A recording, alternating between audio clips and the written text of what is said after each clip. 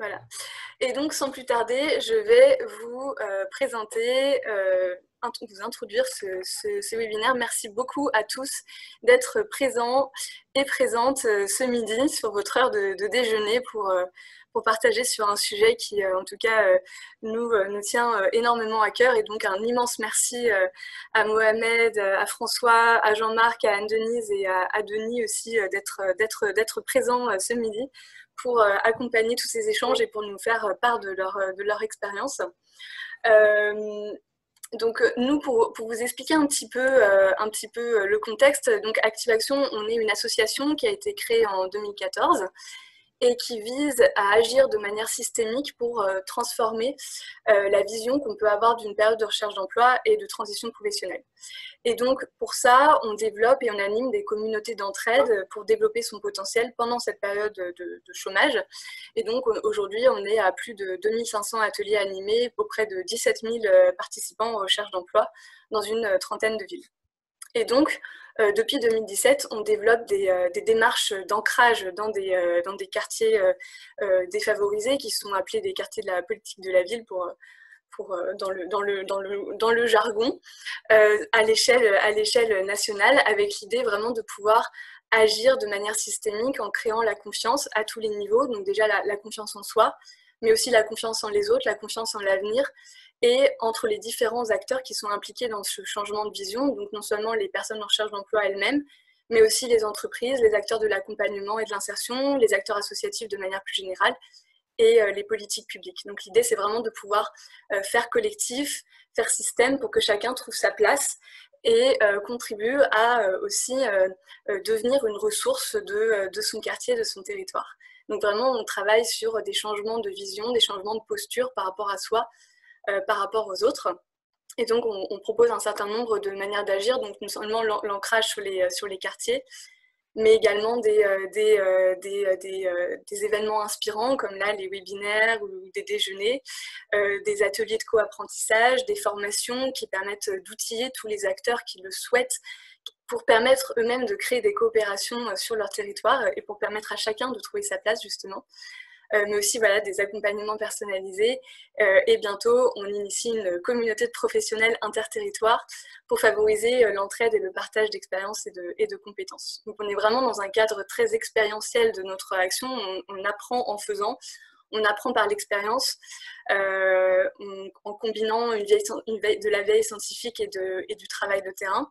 Mais vraiment, on est dans cette démarche apprenante en permanence. Et donc là, d'ailleurs, pour moi, c'est une grande première d'animer un webinaire avec des invités. J'ai déjà animé des webinaires, mais pas avec des invités. Donc, je serais ravie d'avoir vos retours pour pouvoir apprendre et faire en sorte que ce soit le plus riche possible pour les prochaines fois. Alors, je me permets de présenter nos trois invités. Nous avons François Bottelier de Poix, qui est là. Bonjour. Bonjour François. Et donc j'ai demandé à chacun de me communiquer une phrase qui les représente.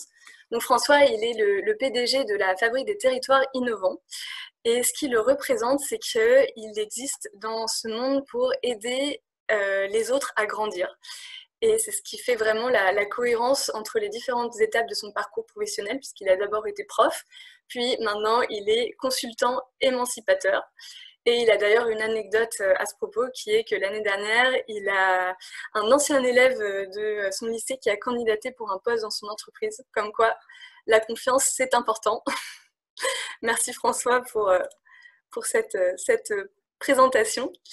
Ensuite, je vous présente Anne-Denise, qui est la directrice du PTCE Vivre les Mureaux. Alors le PTCE, pour l'acronyme, c'est un pôle territorial de coopération économique. C'est pour ça. Voilà. Et donc Anne-Denise, ce qui la caractérise, ce sont trois mots: l'audace, la motivation et l'agilité.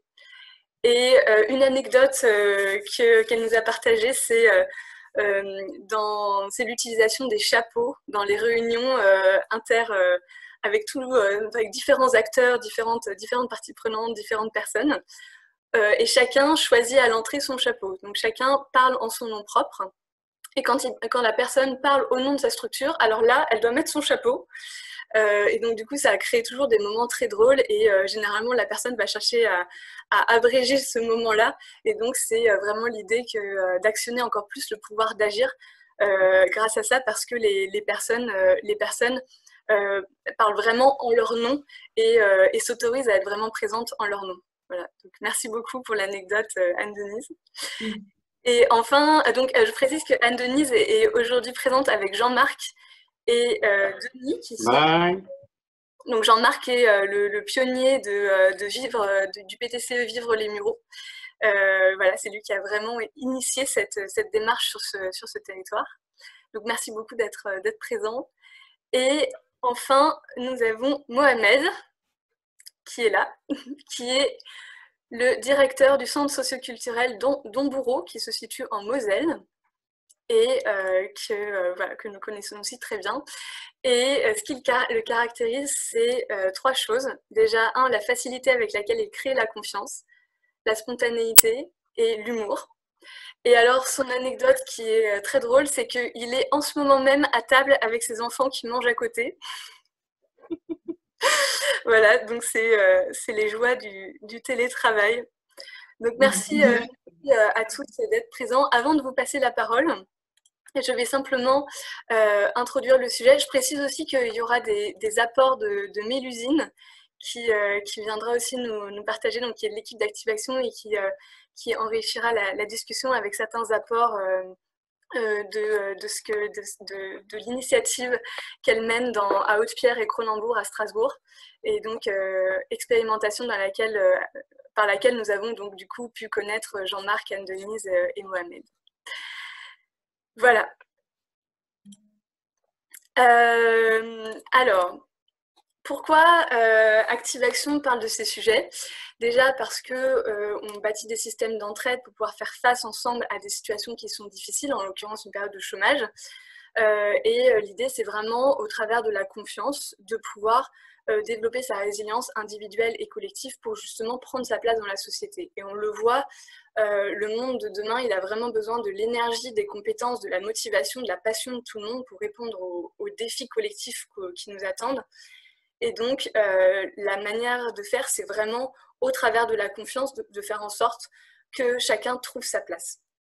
Et on se focalise en particulier sur ce sujet de la confiance pour plusieurs raisons, on va dire, qui ont été développées par ailleurs dans des apports scientifiques qui nourrissent notre approche. Déjà parce que c'est le mécanisme principal de transfert de connaissances et donc un véritable facteur d'innovation, notamment au niveau d'un territoire grâce au contact en face à face. Ensuite, ça facilite la mobilisation et l'engagement de chacun.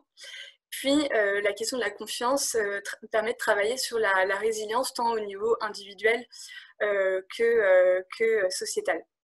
Et donc, au niveau du développement territorial, et là, je m'appuie sur certains des travaux du réseau du Rameau, notamment, qui ont montré qu'il s'agisse de mobiliser l'ensemble des acteurs, de développer ensemble un projet, d'envisager le développement pérenne sur un territoire. La confiance et le travail sur la posture de confiance et ces différents éléments sont le ciment qui fait que tout ça, ça devient possible.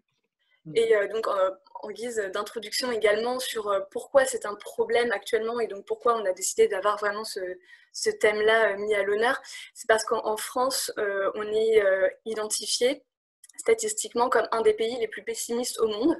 Donc on a un taux de défiance un des plus élevés au monde et notamment à tous les niveaux de confiance, donc que ce soit au niveau de la confiance en soi, la confiance en les autres ou la confiance en l'avenir. Tous nos indicateurs sont au rouge et ça peut impacter aussi, c'est un vrai coût économique et social puisque la confiance dans les institutions favorise aussi l'activité économique. C'est un véritable problème aussi de cohésion sociale, notamment, et c'est pour ça qu'on a ce sujet qui est particulièrement focalisé sur des territoires en situation de fragilité, parce que statistiquement, ce sont aussi des territoires dans lesquels les niveaux de défiance sont les plus élevés. Or, c'est vraiment au niveau du territoire qu'il est de plus en plus identifié comme étant un niveau pertinent pour pouvoir rebâtir ces liens de confiance. Et voilà. Et donc, on a l'impression souvent que c'est quelque chose de naturel, qui a simplement besoin de mettre les personnes dans un même endroit pour que ça fonctionne. C'est pas forcément le cas. Ça demande d'avoir une connaissance aussi fine de ce qui fait qu'on crée de la confiance, qu'on crée ce nous et qu'on va pouvoir... voilà, donc c'est vraiment ce qu'on vous propose d'explorer grâce à l'expérience de nos invités ce midi. Donc d'explorer qu'est-ce que la confiance peut produire sur un territoire en difficulté et comment nos invités s'y sont pris pour la bâtir. Voilà, donc sans plus tarder, je vais donner la parole à nos 3 invités pour que vous puissiez nous partager déjà ce que vous entendez par la confiance et pourquoi, pour vous, la confiance est importante, pourquoi elle est importante en particulier pour la coopération, la collaboration et plus largement pour le développement territorial. Pourquoi est-ce que vous avez décidé finalement de vous engager sur ce sujet-là de la confiance. Donc je vous laisse la parole. Donc comme dit, vous pouvez vous mettre en affichage intervenant pour être sûr de bien les voir. Je laisse la parole peut-être à Anne-Denise si vous voulez initier les échanges. Très bien. Merci beaucoup, Louise. Et bonjour à tous. Par un moment, je serai peut-être obligée de couper ma caméra parce que j'ai une connexion qui n'est pas stable. Donc, si vous ne me voyez pas, ne vous inquiétez pas, je suis toujours là.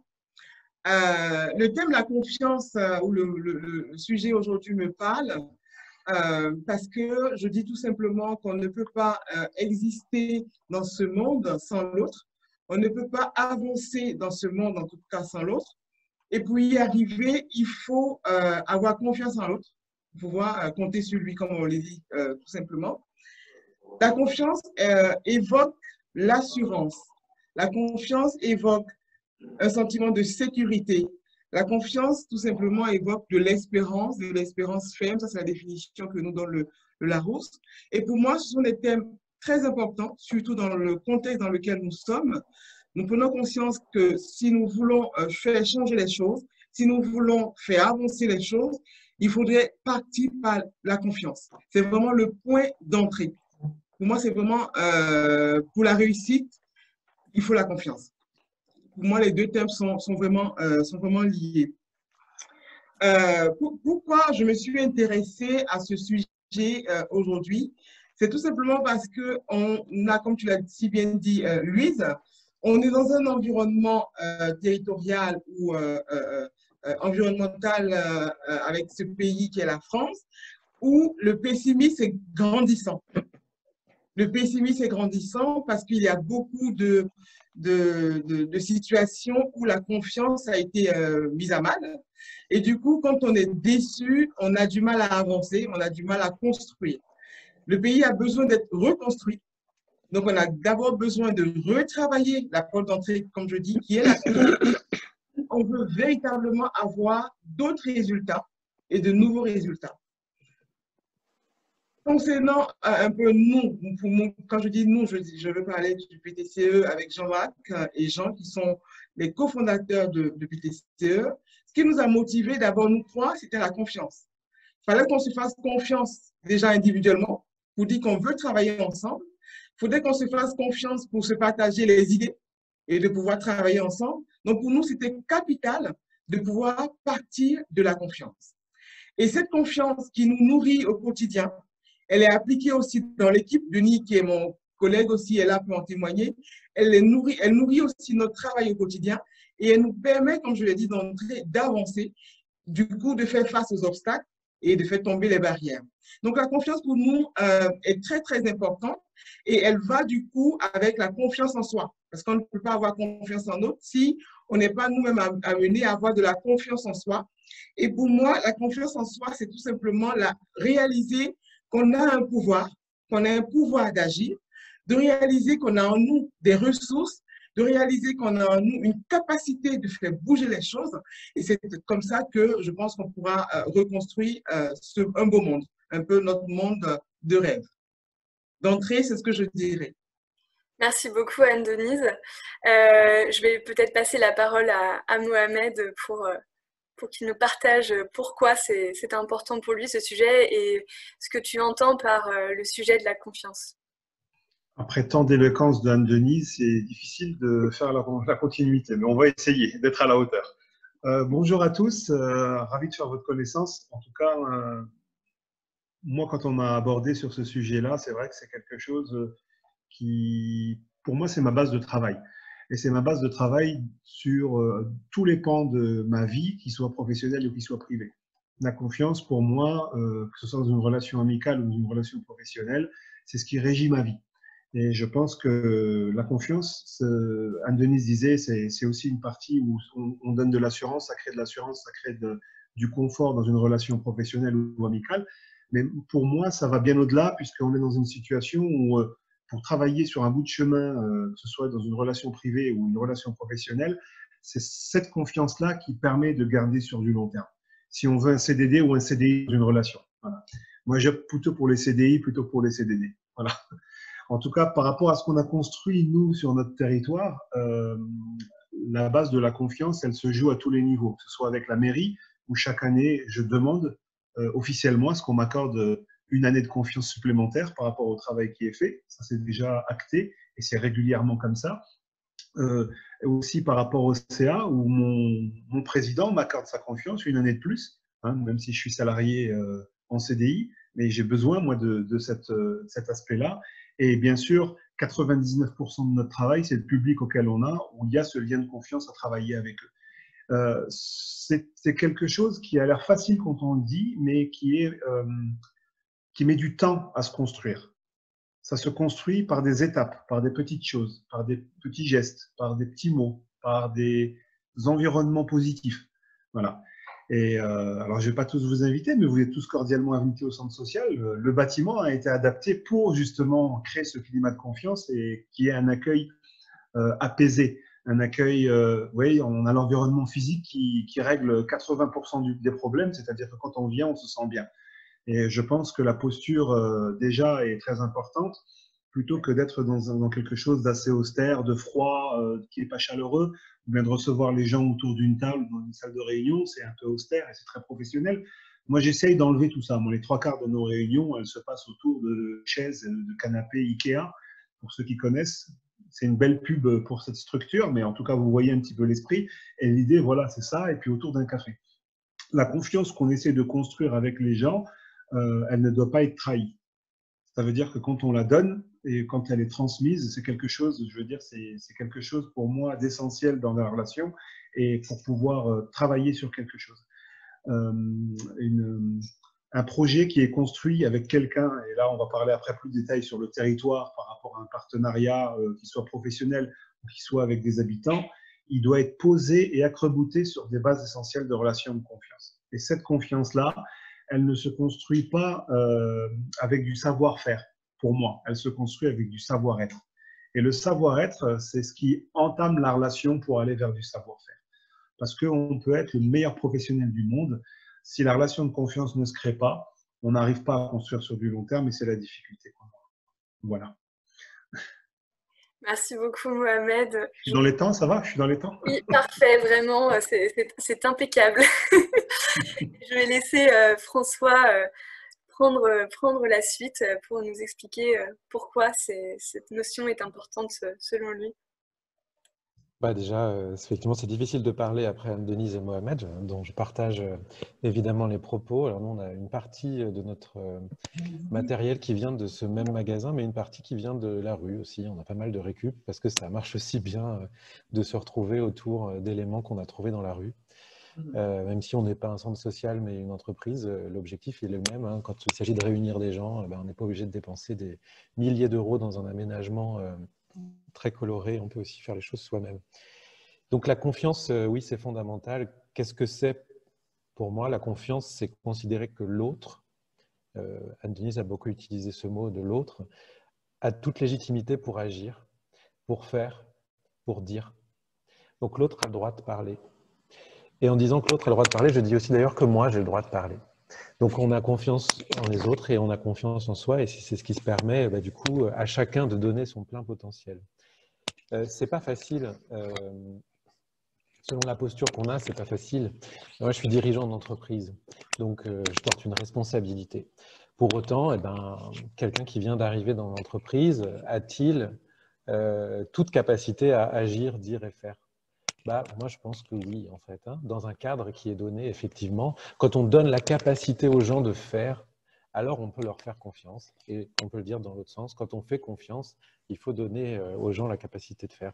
Et donc nous, dans notre entreprise, à la Fabrique des Territoires Innovants, une petite boîte, on est une quinzaine, et ben, quand on donne une mission à quelqu'un, on lui fait tellement confiance qu'on s'interdit de pouvoir prendre des décisions sur les sujets qu'on lui a donnés. Donc moi, j'ai beau être PDG de la boîte, bah, si quelqu'un travaille sur un sujet, je n'ai pas le droit, dans nos règles, de prendre des décisions qui vont à l'encontre des siennes. Voilà, donc Mohamed a beaucoup parlé de la confiance avec les conseils d'administration, avec les présidents, avec les usagers, les clients, et moi je rajoute là avec les salariés, les collaborateurs, bref, tout l'écosystème en fait. Hein. Et pourquoi? Là, je vais reprendre un mot de Louise, et je sens que déjà, elle va me faire un signe pour dire que je prends trop de temps, parce que la confiance, ça permet la résilience. Alors, ce mot un peu compliqué pour ceux ou celles qui ne le maîtriseraient pas. La résilience, c'est une capacité qu'a un matériau de résister quand on le met sous des conditions un peu extrêmes. Et par métaphore, c'est la capacité que peut avoir un individu à résister à des conditions extrêmes ou un groupe à résister à ces conditions-là. Or, on est pas mal secoué en ce moment. Hein. Individuellement, collectivement, en tant que groupe, en tant que territoire, on est secoué. Et la confiance, c'est ce qui va permettre cette résilience, c'est-à-dire cette capacité d'adaptation, cette capacité de considérer que les groupes humains sont comme des organismes qui peuvent bouger, qui ne sont pas fixes, qui ne sont pas prédéterminés à l'avance. Et donc, cette capacité d'adaptation, elle est nécessaire autant à l'intérieur des organisations.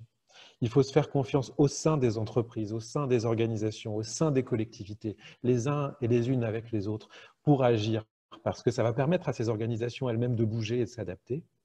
Mais cette confiance, elle est également nécessaire sur les territoires, pour revenir au sujet d'aujourd'hui, en quoi elle est nécessaire à la coopération territoriale, parce qu'il s'agit d'aller à l'encontre de la notion de concurrence, de se dire que entre organisations et entre individus, on peut se dire que l'autre peut faire aussi bien, voire mieux que moi. Il a le droit, en tout cas, de dire, il a le droit de faire, ou elle a le droit de faire.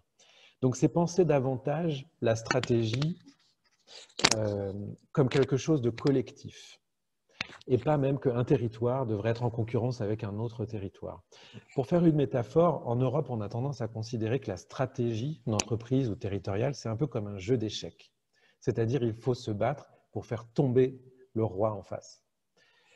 Moi, je pense que si on se fait confiance, alors même avec la personne qu'on a en face, un éventuel concurrent, en tout cas celui qui est à côté, on construit un monde ensemble. Et donc, c'est plus un jeu de Go qu'on construit, dans lequel, qu'on soit gagnant ou qu'on soit perdant au final, on a ensemble construit un monde dans lequel on a chacun le droit d'exister. Et ça va permettre d'avoir un territoire qui est beau quoi qu'il arrive. Pas d'avoir un territoire vivant d'un côté, un territoire mort de l'autre, d'avoir quelque chose qui convient à tout le monde.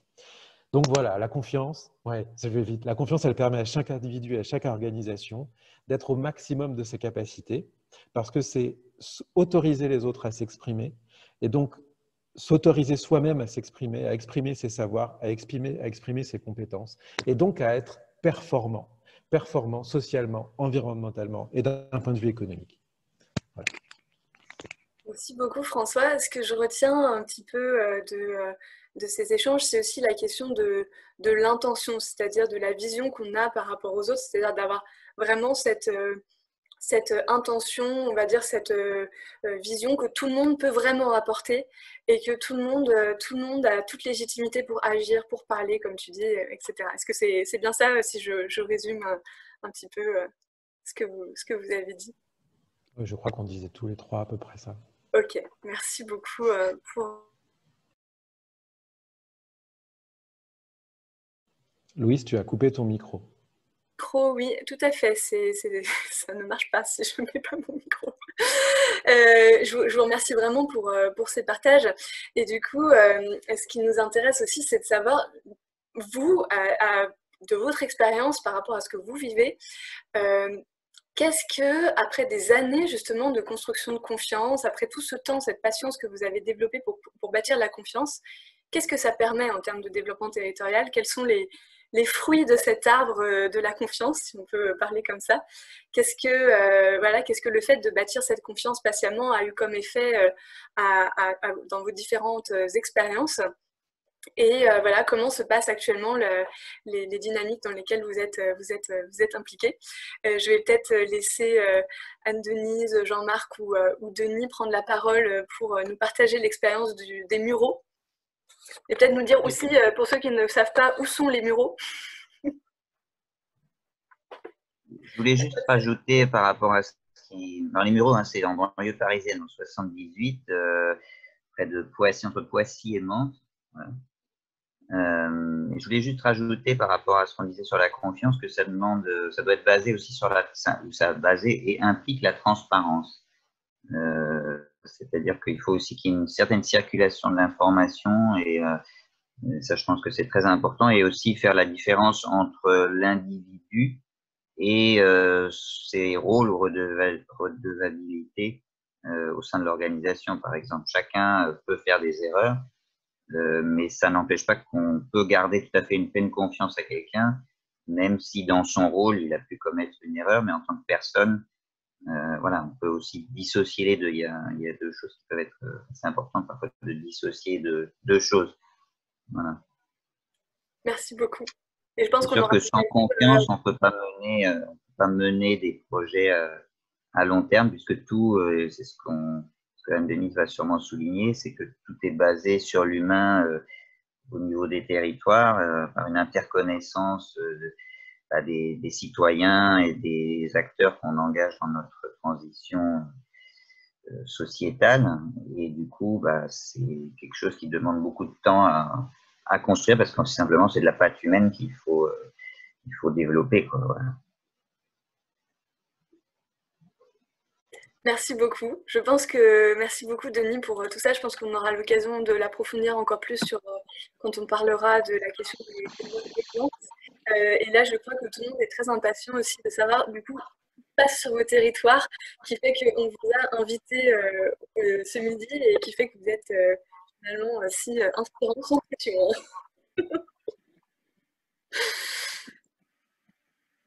Alors, du coup, je vais laisser Jean-Marc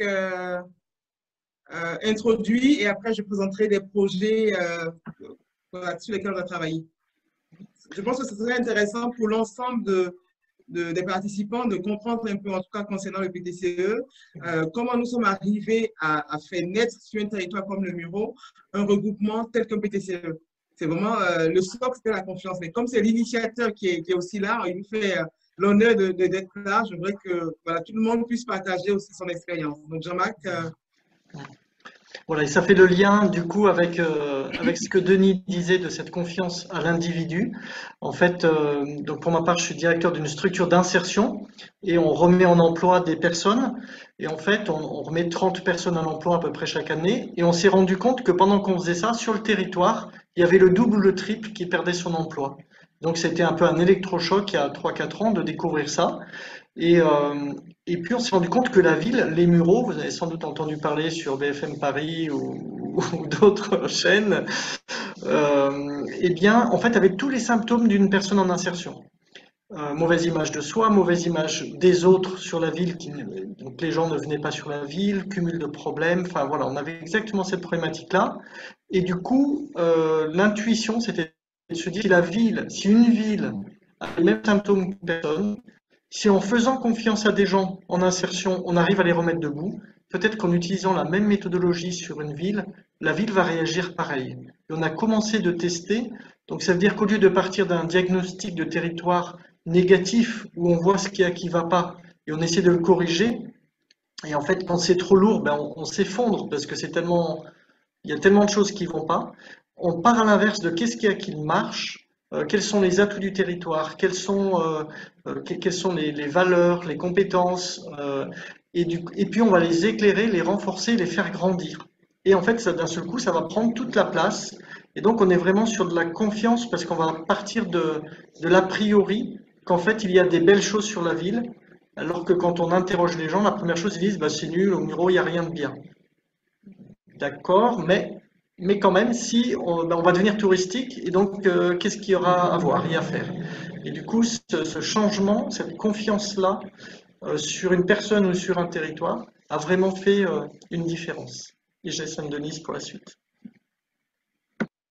Et donc, du coup, avec cette position de valoriser, du coup, les ressources sur le territoire, tout ce que nous avons proposé vraiment a émané des propositions des citoyens.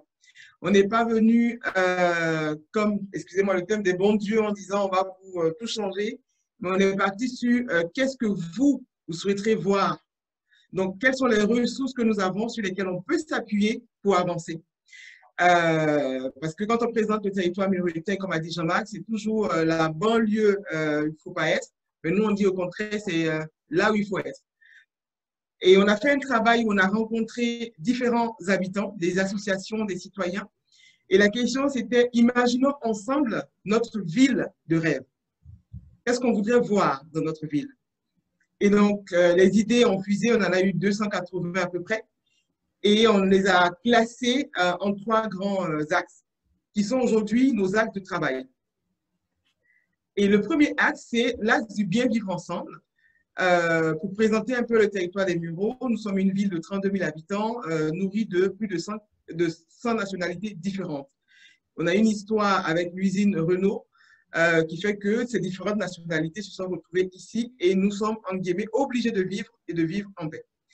Et cette image est présentée comme un handicap parce que différentes nationalités, c'est sûr qu'ils n'auraient pas de tranquillité, ce qui n'était pas vrai. Donc, on est parti moi je le dis comme ça devant mon président, hein, de ce mensonge et de dire qu'on va en faire une force. On nous a toujours traités comme des territoires difficiles. On va montrer que derrière cette image, on a une ressource qui est tout simplement l'accueil de l'autre, savoir accueillir l'autre, savoir prendre soin de l'autre. Et on a mis en place différentes actions. Donc, sur ce axe du bien vivre ensemble, on a une action qui est un peu notre action phare, qui est la journée du bien vivre ensemble. C'est vraiment le moment festif du Mureta.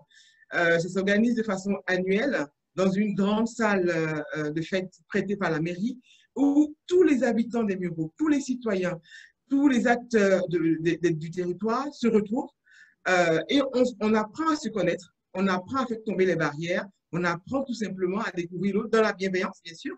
Et du coup, on fait naître comme ça des climats de confiance ou un climat de confiance vis-à-vis des autres. Le deuxième axe de travail que nous avons, c'est l'axe tout simplement travailler, on l'appelait travailler, pour lutter contre une des réalités du territoire, en l'occurrence le chômage. Donc, dans cet axe, on a différentes actions. Et une des actions phares, on a rencontré, on parle de confiance, et un exemple très, très fort pour nous, nous avons rencontré le patron d'une très, très grande banque à Paris. Une banque qui a, je pense, 200 clients. Vous imaginez un peu les tailles des comptes. Et à ce patron, on présente le projet du PTCE, il trouve ça intéressant, et nous, on lui demande de faire partie des partenaires que nous essayons d'avoir. Il est très content du projet, mais il a un hic, parce qu'il a des jobs d'été qui sont proposés à des jeunes, des enfants de la clientèle ou des employés. Et nous, on lui demandait comme ça, est-ce qu'il ne peut pas faire un test avec des jeunes des Mureaux? Il nous a dit, vous êtes bien gentil, mais est-ce que vous imaginez un peu le cadre dans lequel nous sommes? Et on a plaidé, vraiment, on a plaidé en disant, faites-nous confiance. Accordez-nous ne serait-ce que 2 ou 3 postes de job d'été pour des jeunes des Mureaux et vous allez voir ce que ça va donner. Ce n'était pas gagné au début, c'est vrai, mais il a voulu prendre le pari avec nous de se dire, on va essayer et on va voir. On a fini par proposer 10 jeunes. Les 3 premiers sont partis, c'est tellement bien passé que la DRH m'a contacté pour demander encore d'autres jeunes et on a fini l'année 2019 avec 10 jeunes. C'est ça, moi, les effets de la confiance. Donc, permettre à des jeunes des Mureaux de faire des jobs d'été dans une très, très, très grande banque parisienne, rémunérée, je ne vous donne pas le salaire parce qu'on risque d'avoir très, très mal à la tête, mais c'était une très, très belle expérience des 2 côtés. Pour les jeunes, ils sont ressortis de là complètement valorisés, de se dire, oui, moi aussi, j'ai cette chance-là. Et de l'autre côté, des patrons de cette grande boîte qui se sont dit, mais en fait, dans les quartiers politiques de la vie, dans les quartiers prioritaires, il y a aussi du potentiel, il y a aussi des ressources qui sont malheureusement pas exploitées. Donc, un petit changement de regard, et je pense que la France irait beaucoup, beaucoup mieux. Et sur le 3e axe, qui est l'axe que nous on a nommé visiter, rencontrer, C'est une invitation que nous portons à toutes les personnes qui ne connaissent pas les Mureaux ou qui connaissent les Mureaux au travers des médias, mais de venir aux Mureaux et de rencontrer des familles muretiennes. Mais cette action, elle s'est montée avec le concours des familles qui avaient, elles aussi, besoin d'être rassurées avant de pouvoir accueillir chez elles des inconnus. Donc, ces familles-là, quand on leur a présenté le projet, et le projet, c'est tout simplement le repas chez l'habitant, via une plateforme, on sélectionne une famille chez qui on peut manger, en fonction des différentes nationalités que nous avons au Muro, un repas typique, en tout cas un repas d'origine.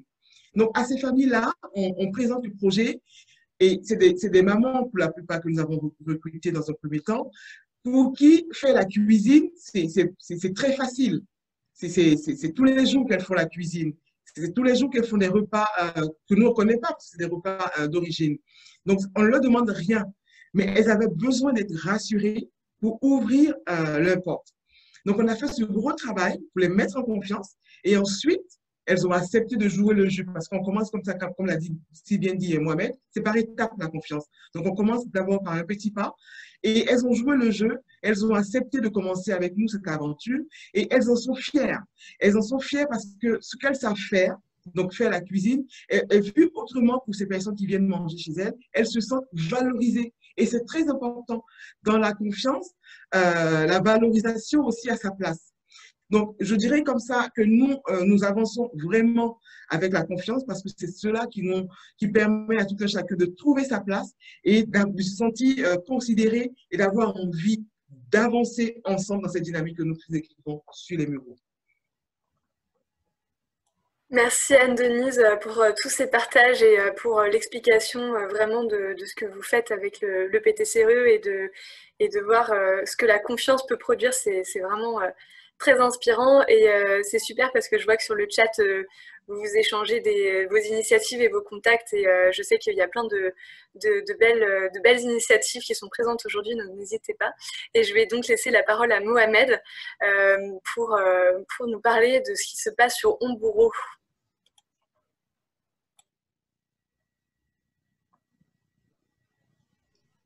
Je suis de retour. Vous m'entendez? Oui. Alors, moi, je ne peux pas vous expliquer ce qui se passe maintenant si on ne voit pas ce qui s'est passé juste avant. D'accord? Moi, je suis en poste depuis 5 ans. Ça va être très court et je vais essayer de faire ça en 1 minute, mais c'est un miracle si j'y arrive. On a subi des incendies qui ont ravagé le centre social et le quartier avec 15 ans d'histoire que je pense beaucoup d'entre vous dans tous les quartiers peuvent connaître, avec une difficulté de compréhension, on va dire, intergénérationnelle. Je résume ça comme ça, d'accord? On arrive dans une situation où on est la seule, entre guillemets, institution du quartier et il fallait à un moment donné construire quelque chose. Et on en revient à cette histoire de confiance, c'est qu'il a fallu donner à voir les potentialités sur le territoire et les forces en présence, et non pas les faiblesses, puisqu'on ne faisait que les voir en ouvrant le journal tous les jours, avec les incendies, avec ça. Donc voilà, ça devenait même une banalité. Et quand il n'y avait pas un article dans le journal sur la cité des chênes de Omburo, c'est que ce n'était pas normal. Et ça, c'était pendant très très longtemps. On est arrivé à un moment donné à un point, le point crucial, c'est vraiment l'incendie en 4 mois d'intervalle, 2 bâtiments brûlés. En 4 mois d'intervalle. C'est-à-dire, premier principal, on nous installe dans une école temporairement, on refait à neuf, et incendie, en plus c'était symbolique, le soir du réveillon. Le 24 décembre 2015. Donc ça a choqué pratiquement toute la population et ça a cristallisé quelque chose à un moment donné où on a senti un élan et un ras-le-bol sur la structure et sur le territoire, où on a eu un élan de solidarité énorme. Et cet élan de solidarité, il a été perçu par de la présence où des gens se sont venus et ont demandé s'ils pouvaient aider, comment ils pouvaient aider. On a eu des dons. On a eu des dons de jouets, mais à ne pas savoir quoi en faire. On a eu des dons de matériel, des dons d'argent aussi, en moindre proportion. Mais en tout cas, on a eu une volonté sur le territoire de vouloir faire. L'autre chose aussi, c'est que sur le territoire, on a eu un accompagnement de la municipalité. L'accompagnement politique sur le territoire, il a été très fort et il a été indéniable. Et jusqu'à maintenant, on a, entre guillemets, œuvré dans le même sens et dans la confiance qu'on a expliqué tout à l'heure. Le territoire, il s'est construit, ça fait à peu près 2 ans et demi qu'on a construit sur cette expérimentation sur laquelle on s'est rencontrés, Anne-Denise et puis les 14 autres territoires. Moi, je pense que l'analyse que je peux en faire et la force qu'on a pour être un petit peu en avance, même si on n'est pas en avance, mais on a réussi à faire, c'est que le territoire, il est petit. Nous, on est dans une petite ville de 7000 habitants et le territoire, la cité que je fais, c'est 1890 habitants. Donc, vous voyez que c'est vraiment un petit territoire par rapport aux Mureaux, par rapport à Bagnolet, le collègue de Bagnolet là, qui s'est présenté tout à l'heure, ou d'autres villes. On est vraiment très petit. Ce qui fait que ça fait un gros village et je pense que le lien de confiance peut se tisser beaucoup plus rapidement et se construire plus rapidement. On a un clivage communautaire puisque nous, on est dans une région Moselle-Est qui est chargée d'histoire de l'industrie du charbon.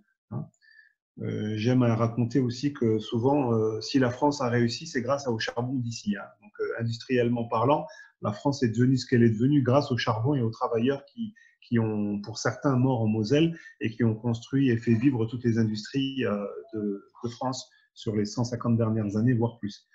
Le territoire qu'on a construit et l'expérimentation qu'on a fait, nous, on l'a fait en 2 étapes sur ce territoire-là.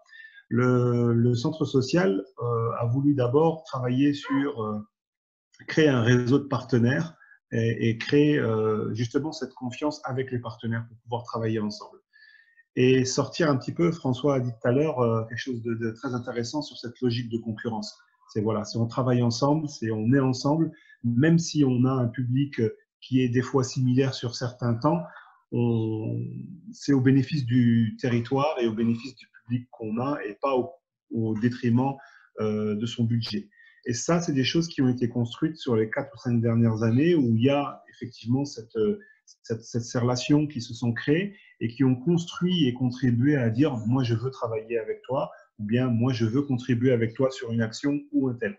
Et ces petites choses ont fait que ça a amalgamé quelque chose d'assez fort et ce qui fait qu'on s'est retrouvé avec 24 partenaires différents, institutionnels, locaux, mais vraiment une grosse institution. On avait l'éducation nationale, on a eu tout le monde, tous ceux. On n'a loupé personne, je crois. Il manque vraiment personne dans le service de prévention spécialisé, l'éducation nationale, le conseil départemental sur la partie assistante sociale. On a eu tous les partenaires de la préfecture. On a un délégué du préfet avec qui le travail est vraiment formidable. Et ce travail-là a fait qu'on avait aussi ce sentiment de besoin de se dire on va se voir. Donc on se rencontrait tous les mois et demi, il y avait des rencontres régulières qui se faisaient et on travaillait justement sur cette expérimentation et surtout sur les projets qu'on avait en commun. D'abord, on partait d'un diagnostic. Alors, malheureusement, il était souvent négatif, effectivement, et je pense que l'approche de Anne-Denise de partir sur quelque chose de positif et peut-être à envisager plus tard sur ma phase 2 à moi, que je vous expliquerai tout à l'heure. Mais en tout cas, l'idée, c'était de construire sur un territoire avec des professionnels et de se dire, on est ensemble. Il y a de l'argent, parce que c'est vrai que sur les territoires, on ne peut pas dire qu'il n'y a pas d'argent, sincèrement, c'est juste une question de cohérence et de cohérence territoriale. Voilà, il ne faut pas rentrer dans les détails et ne pas débattre là-dessus.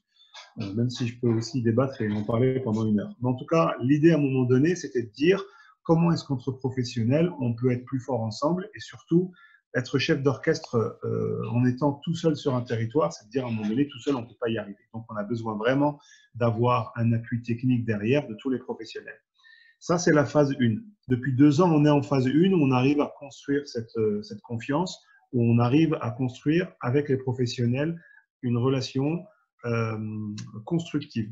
Et je m'explique juste par là, surtout cette année, ça s'est vu, parce qu'en année de confinement, ça s'est remarqué, et cette solidarité, elle a joué, et pour vous dire, on a réussi à avoir des subventions supplémentaires qu'on n'attendait pas, grâce à ce partenariat.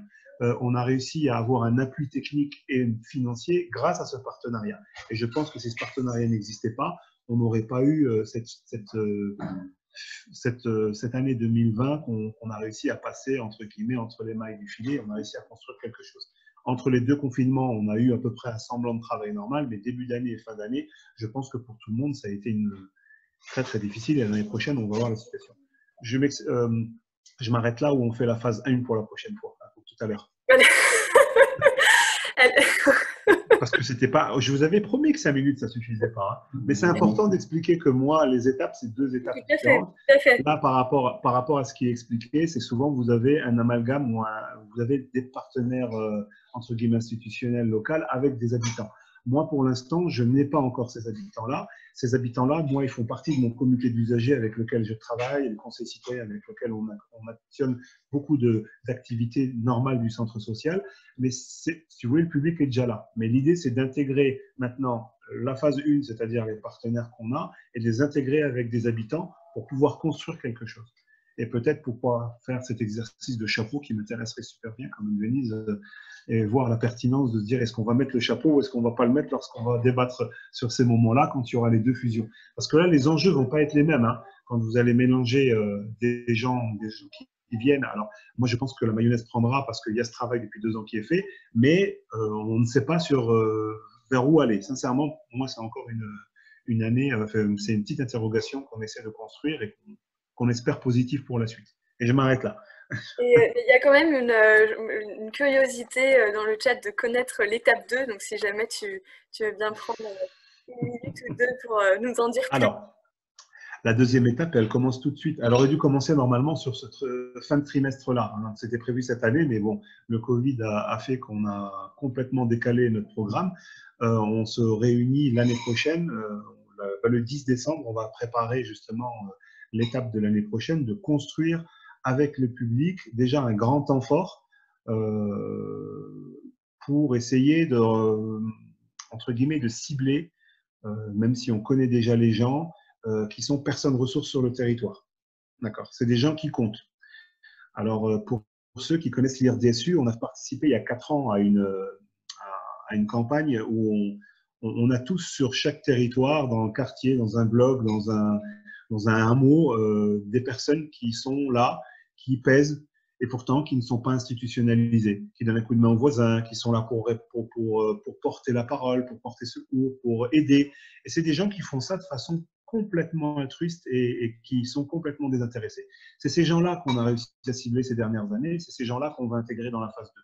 Parce qu'on a envie que ça réussisse. Donc, on ne va pas mettre des gens pour qu'ils puissent après se fâcher, parce que le but, c'est qu'on construise et qu'on donne à voir le côté positif du travail de collaboration plutôt que le travail négatif.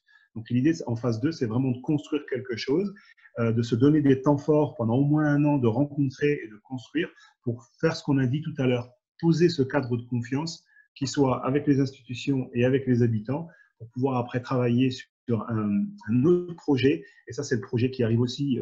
Alors, on va dire que les astres sont bien alignés chez Accès, puisque les 4 prochaines années, on a un projet de rénovation urbaine. Donc, on a de gros changements qui vont arriver sur le territoire, de grosses implications dites concrètes sur le travail de partenariat avec justement la ville et l'État et la région. Et donc, on va pouvoir voir sur ces 4 prochaines années des actions qu'on va pouvoir faire concrètement avec les habitants sur la phase 2. Voilà. Merci beaucoup Mohamed pour ce partage et pour le rappel de tout ce processus. C'est bien, ça rejoignait la question d'après finalement. Si je comprends bien, il y a l'idée aussi que les habitants, quelque part, certains habitants deviennent des sortes d'ambassadeurs sur le quartier en valorisant leur potentiel et donc faire un effet boule de neige sur le quartier. C'est bien ça, c'est quelque chose comme ça. Oui, parce que je vous dis, j'ai passé le cap tout à l'heure de vous expliquer ce qui s'était passé avant. Il y a un élan formidable sur le territoire où 99,9% de la population ont envie de construire. Et malheureusement, on se focalise beaucoup d'énergie sur les 0,01% et on a fait ce choix il y a 4 ans, à un moment donné, de les isoler en montrant justement ces 99,9%, en montrant la capacité de résilience qu'on a parlé tout à l'heure des gens à pouvoir se confronter malgré une crise et malgré des incendies et malgré un climat d'insécurité, de se dire on arrive à passer le cap. L'idée, c'est de passer, de montrer ces gens-là. Alors, on a toute la population qu'on a valorisée sur des cas. On a construit, on a valorisé aussi une jeunesse qu'on a renouvelée. Et toutes ces petites choses font que, entre guillemets, il y a une ambiance qui est constructive. Vous voyez, c'est pas une seule chose, c'est plein de petites choses qui font que c'est une grosse, on va dire, c'est une grosse marmite, mais il y a beaucoup d'ingrédients dedans. Et il faut faire en sorte qu'elle soit ni trop salée, ni trop sucrée. Voilà. Merci beaucoup Mohamed pour ce partage et sans plus tarder, je vais passer la parole à François qui va aussi nous partager son expérience sur ce sujet et avant que l'on puisse échanger sur les ingrédients, les grands apprentissages de cette confiance-là. Je te laisse la parole François. Oui, et je vais essayer d'aller un peu vite. Donc nous sommes la Fabrique des territoires innovants, donc une organisation qui accompagne les coopérations et les collaborations dans différents territoires. Donc, ce que je vais vous faire, c'est vous raconter une anecdote d'un territoire plutôt que, puisque nous ne sommes pas un en tant que tel, nous ne représentons pas un territoire en tant que tel. Quand la confiance est rompue, chacun est dans son coin. Les projets n'avancent pas et un territoire devient morcelé. Ça, souvent, nous, quand on intervient pour un client, on fait face à cette situation-là et notre métier va consister à essayer de transformer ça. Et la confiance, elle est au cœur de cette transformation. Il va falloir aider des acteurs qui ont du mal à se parler et qui sont plutôt dans une relation de défiance à entrer dans une relation de confiance. Alors, mon anecdote, ça va être celle de Jean-Michel. Jean-Michel, vous le connaissez tous, c'est peut-être même vous. Jean-Michel, c'est le râleur. C'est celui qui vient à toute réunion publique en disant « je ne suis pas content, c'est pas ça que je voulais ». Bon, Jean-Michel, c'est un militant. Jean-Michel, c'est quelqu'un qui représente ses intérêts. Et donc, là, quand nous, on travaille pour une collectivité territoriale qui veut créer un plan d'urbanisme et qu'on lui dit qu'on va le faire avec les citoyens et les entreprises et les associations, ils nous disent « oh là là, non, va y avoir Jean-Michel ». Il va venir, il va râler, et ça va être l'enfer, et tout le monde va s'engueuler. Alors là, on leur dit, bon, faites-nous confiance pour réinstaurer la confiance. C'est souvent ça le plus dur, c'est de demander aux gens de faire confiance. Bon, bref, c'est une espèce de mise en abîme. Résultat, l'acteur territorial en question nous a fait confiance. Et par des démarches dans lesquelles on a valorisé les initiatives de toutes et de tous, et notamment de Jean-Michel, on a réussi à faire en sorte que Jean-Michel fasse confiance à la ville dans le respect des objectifs qui s'étaient fixés et que la ville fasse confiance aux citoyens dans le fait qu'ils pourraient participer au projet de la ville. Le résultat, c'est quoi? C'est qu'un an après notre mission, Jean-Michel, parce qu'il existe, ça ne s'appelle pas comme ça, mais il existe, qui est un espèce d'ennemi de la municipalité de tout temps, est l'un des porteurs de projets de ce qu'on appelle « Réinventons nos cœurs de ville », qui est un programme dans le cadre du plan d'action cœur de ville, dans lequel on peut racheter des bâtiments publics. Et là, cette ville en question qu'on a accompagnée a un grand bâtiment. Et Jean-Michel, qui en fait est un entrepreneur local, ça fait 1 an qu'il travaille bénévolement pour porter ce projet avec d'autres. Et donc, il donne pour sa ville, ça devient un porteur de projet pour sa ville, dans le cadre du respect d'un cahier des charges de sa ville, et non pas comme un entrepreneur individuel. Comme quoi, voilà, la confiance, ça permet vraiment de bâtir des choses ensemble dans le respect des objectifs de chacun et de chacune. Voilà, c'est tout pour moi. Merci beaucoup François pour cet apport-là et de montrer voilà, ce que peut permettre la confiance avec un recul un peu plus de long terme. Est-ce que Mélusine, est-ce que tu veux partager en 2 minutes les fruits de la confiance sur les territoires sur lesquels tu agis? Et alors là, c'est bien parce que nous avons aussi Asdine et Hakim qui sont présents, donc qui vont pouvoir éventuellement ajouter des choses si besoin. On se laisse 2 minutes. Oui, je vais essayer de faire rapide. En plus, je vois qu'il y a d'autres personnes qui sont présentes et qui travaillent sur les territoires de Haute-Pierre-Cronenbourg, dont Camille, etc. Donc, je vais essayer de ne pas dire de bêtises. Je me sens quand même un peu petite par rapport à vous trois de partager cette expérience, mais je vais essayer de faire au mieux. Donc, à Haute-Pierre-Cronenbourg, nous, l'expérimentation, elle a commencé en fait en septembre 2019. Donc, en même temps que ma mission en fait, principale chez Active Action. Et c'est vrai qu'on a eu le temps de se rencontrer plusieurs fois. Et peut-être que je pourrais vous expliquer après aussi comment on a développé ces liens de confiance avec les partenaires. Merci André. Trop adorable. Oui, comment on a développé ces liens de confiance. Mais du coup, oui, ça a commencé en septembre avec deux grandes réunions qui ont plutôt servi à faire un état des lieux du territoire et de se mettre d'accord un peu sur le sens qu'on voulait donner à cette expérimentation, à savoir l'emploi, vu que c'est aussi l'objet social principal d'Active-Action. Mais cette coopération territoriale, pour moi, elle a vraiment commencé durant le confinement. En fait, on a initié des temps de rencontre entre les partenaires qui au départ étaient censés être des temps d'échange, de discussion, d'échange, voilà, de pratiques et de bons plans. Et ça s'est transformé en fait en une vraie coopération territoriale autour de projets concrets. Et à ce niveau-là, j'ai beaucoup aimé ce qu'une chercheuse du CNRS a pu dire, Catherine Neveu, dans un de ses rapports par rapport à la coopération. Je crois que pendant ces moments, en fait, on s'est rendu compte qu'on ne voulait pas seulement gérer la misère actuelle qu'il y avait sur les quartiers et qu'on était en train de vivre aussi en tant qu'acteurs sociaux, mais se retrouver, en fait, créer un ciment d'unité autour d'un projet joyeux, d'un projet vraiment enthousiaste. Et voilà, on a lancé un projet de témoignage, de restitution des témoignages de toutes les personnes du territoire, avec vraiment cette idée de faire système et de se dire que voilà, faire un projet pour le territoire, c'est pas se dire il y a des personnes qui sont trop différentes, il y a des personnes qu'on va pas inclure dans le projet, mais vraiment de se dire non, on a envie de demander aux personnes, aux acteurs, comment ils ont vécu le confinement. Et ensuite d'en faire un moment joyeux de retrouvailles après le confinement. Et je pense que ce qui s'est vraiment passé, c'est qu'on a eu des temps d'échange toutes les semaines. Donc déjà, en termes de mobilisation, c'était assez fou. Et de se dire que le projet, il était à construire de A à Z ensemble, avec des partenaires, avec des habitants, avec des institutionnels, et de se dire qu'il n'y a pas une personne qui était plus à même de faire quelque chose qu'une autre.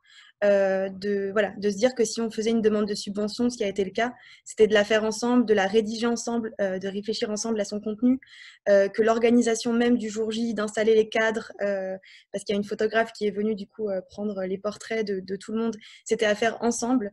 Et je pense que ce qui s'est passé, et peut-être que les autres pourront confirmer, mais je pense que c'était vraiment un moment d'humilité en fait, où on s'est rencontrés au-delà de nos casquettes. Et on a mis au centre de tout ça la question du sens en fait.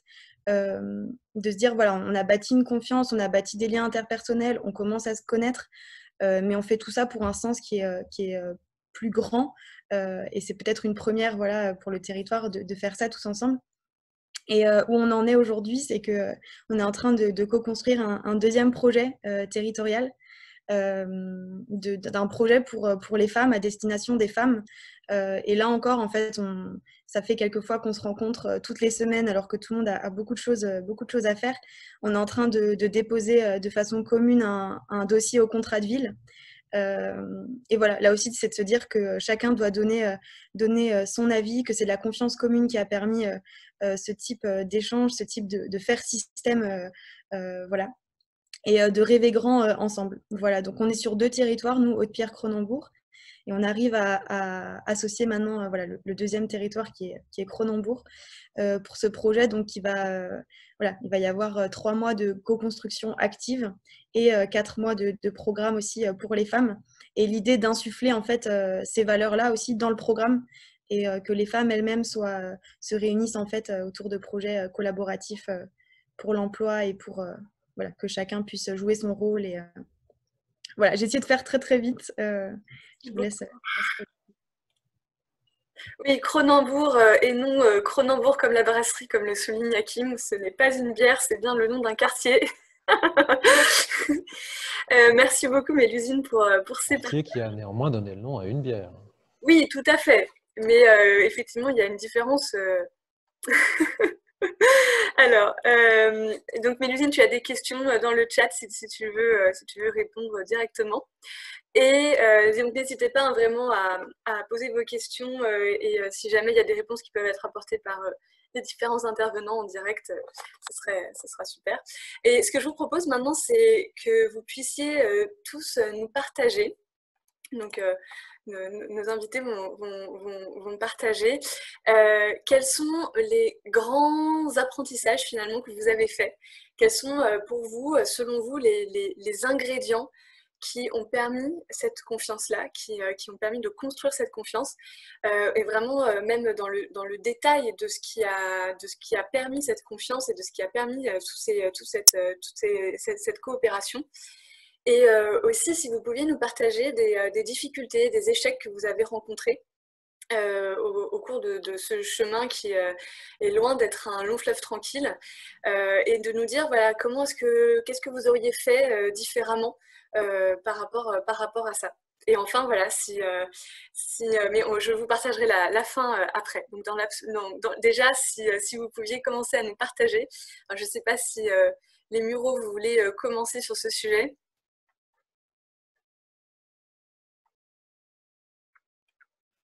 Anne-Denise ou Jean-Marc?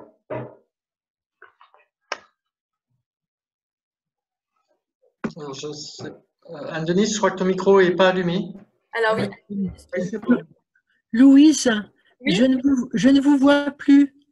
Ah, là, je vous ai... C'est Jacqueline, du petit marmot. Le bouton bleu en bas de votre écran, normalement. Ah, d'accord, ok. Voilà. Je vous mets en muet, Jacqueline, n'hésitez pas à nous écrire sur le... Oui, oui, mais non, bah, j'y arrive pas. Est-ce que, Anne-Denise, ça marche ton micro? Oui, je pense que c'est bon là. Voilà, parfait. On vous écoute. Nous, notre méthode, on le dit souvent, nous apprenons en marchant. Donc, on fait souvent, on peut rencontrer une difficulté. On a ce thème qu'on a inventé un peu de toutes pièces qu'on appelle les séances, pardon. Donc, on essaie quelque chose. Si ça marche, on est à fond dedans, on continue. Et si ça ne marche pas, on arrête, on prend un autre chemin. Mais on reste toujours focus sur les objectifs qu'on s'est fixés. Donc, on ne s'interdit pas de tester. Voilà. On ne s'interdit pas de tester. On se donne tout simplement cette possibilité de tester. Et on n'a pas peur de dire, ben, on a essayé ici, ça n'a pas marché. Il n'y a pas de honte à dire qu'on a échoué, mais on apprend de nos échecs et on évite ce chemin pour continuer à avancer. Merci beaucoup, Anne-Denise. Est-ce que quelqu'un d'autre des Mureaux souhaite partager d'autres choses? Faut que je frustre personne. Denis, Jean-Marc? Une des difficultés que l'on rencontre, je dirais, c'est le fait que dans les services publics, que ce soit la déléguée du préfet ou en fait, il y a eu beaucoup de turnover. Donc en fait, on a démarré avec des acteurs du territoire et puis au bout de 3 ans, globalement, eh bien, si on fait le point, dans les membres fondateurs, ça a beaucoup bougé. Et du coup, on a de nouvelles personnes qui arrivent. Le temps qu'elles prennent leur poste et qu'elles découvrent ce qui se passe, et puis elles ont l'impression presque qu'il se passe plein de choses à côté d'elles. Donc voilà, du coup, c'est vraiment de suivre et d'accompagner ces nouveaux acteurs dans ce changement, parce que ça tourne beaucoup et ça complique quand même un peu. Voilà, ça complique un peu. Et puis une des méthodes aussi que l'on a, c'est si jamais on nous ferme la porte, c'est pas que on s'est trompé ou c'est pas qu'il faut s'arrêter, c'est juste qu'on s'est trompé de niveau. Donc pour moi, je vais monter le niveau au-dessus et si c'était pour une demande d'argent, par exemple, je vais demander plus. Et voilà. Et en fait, ça permet de ne pas se laisser décourager par quelque chose et chaque fois de se dire ah bon, on m'a fermé la porte, je n'étais pas au bon niveau, je passe le niveau au-dessus et je monte d'un cran. Oui, je dirais la difficulté aussi, c'est que les personnes n'ont pas souvent la même maturité coopérative, ni forcément aussi d'ailleurs la volonté de coopérer.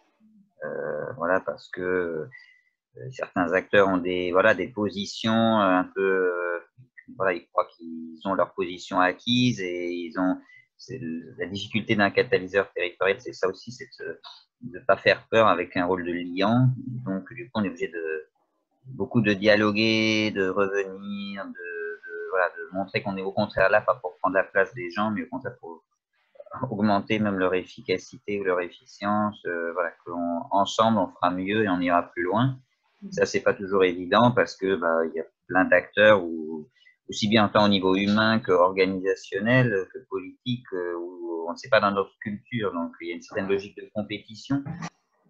C'est dû aussi, d'ailleurs, globalement aussi au mode de financement de toutes les associations présentes. C'est que tout le monde mange un peu au même gâteau, avec ces logiques d'appel à projet, voilà, et aussi qui ne sont pas faciles à remplir. Donc tout ça, ça favorise pas les liens de travail ensemble et la confiance, parce que chacun pense d'abord à sa propre survie. Donc ça, c'est vrai que c'est une des difficultés qu'on peut rencontrer. Est-ce qu'on pourrait dire que finalement, la coopération amène à chacun à se repositionner et que donc, du coup, la confiance est nécessaire par rapport à ça, finalement? Tout à fait. La confiance est nécessaire. En tout cas, la prise de conscience est nécessaire pour ce repositionnement et qui fait bien sûr avancer la coopération. On se rend compte que sur un territoire, pour que les choses bougent, pour que les choses avancent, un seul individu ne peut pas le faire parce que la charge est trop lourde à porter, tout simplement. Et en se répartissant ce poids, du coup, sur différentes épaules, on allège du coup cette charge et du coup on peut avancer. Donc pour moi, la coopération, elle fonctionne bien sûr avec la confiance. Nous, dans le PTCE, quand on a commencé à travailler, il y avait des réticences parce que, comme l'a dit Denis, cet acteur qui arrive, qui est catalyseur territorial, qui veut faciliter, qui se positionne un peu en facilitateur des relations sur le territoire, ça n'a pas été tout de suite bien perçu. Il y a eu des réticences, il y a eu des craintes, il y a eu même des doutes. Mais avec la bienveillance, dans notre attitude aussi, on a montré qu'on n'était pas là pour raser l'existant, pour éliminer tout le monde, mais qu'on venait tout simplement et humblement s'associer à ce qui se faisait déjà pour continuer à avancer. Et donc ça aide tout simplement à avancer. Oui, il y a il faut beaucoup rassurer aussi, c'est ça. C'est-à-dire que souvent, surtout si on a tendance à...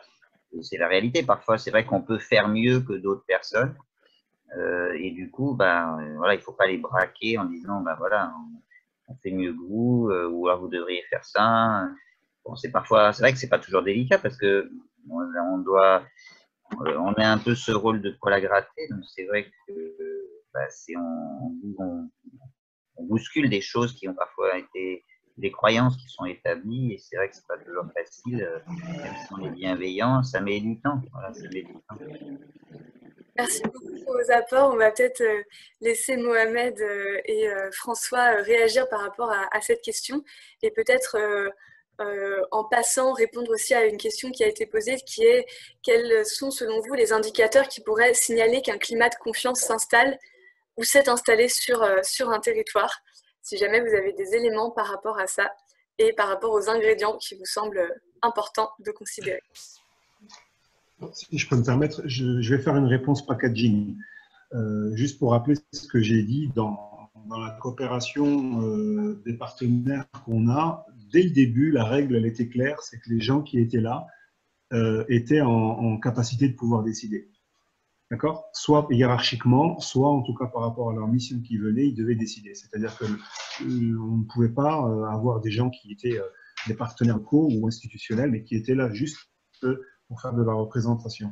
Donc, c'était soit il y avait une délégation par rapport à la décision qui devait être faite par leur hiérarchique, soit c'était des hiérarchiques qui venaient. Ça, c'était la phase qui avait bien réussi dès le début. Pour faire suite après aux actions qu'on a fait, j'ai oublié de vous parler d'une formation. Il y a une formation action que la Fédération des centres sociaux organise qui est à visée émancipatrice. On a avec des outils pour permettre et donner des outils aux professionnels pour aller vers. Parce que l'intérêt et le fondement quand même des fédérations des centres sociaux, c'est le pouvoir d'agir des habitants, c'est de donner des outils pour qu'ils puissent être en capacité de décider de leur avenir et de leur... Sauf qu'une fois que c'est dit comme ça et que c'est très beau, vous avez des professionnels en face qui n'ont pas, qui ont chacun leur petit, entre guillemets, leur cursus professionnel différent ou leur parcours professionnel. Et le aller vers qu'un professionnel qui est dans une mairie ou bien qui se trouve à l'éducation nationale, qui se trouve dans une mission locale, même si une mission locale, il y a du coaching qui est fait, voilà, par rapport à tous les partenaires qu'on avait, on avait besoin, entre guillemets, de donner des bases communes à chacun pour dire voilà l'esprit que nous, on voudrait insuffler sur le quartier. Et donc, il y a une formation qui a été faite, qu'on est en train de terminer, qui est sur 6 jours, mais ce n'est pas une formation sur une journée, puisque on va dormir ensemble, on va vivre ensemble pendant 2 jours. C'est-à-dire, on va vraiment, ça crée du lien sur ces temps-là, et sur les 24 partenaires qu'on a, on en a 17 qui sont dans la formation et qui se sont engagés dans cette formation. Et ça, c'est vraiment une richesse. De l'autre côté, l'action qu'on veut mettre et le frein qu'on a par rapport à l'activité qu'on peut avoir ici, pour moi, l'indicateur vert de la confiance, c'est le fait que les partenaires nous appellent, nous sollicitent pour des projets communs. Pour moi, c'est ça. Ça veut dire qu'on a envie de travailler ensemble et on va construire effectivement un projet ensemble.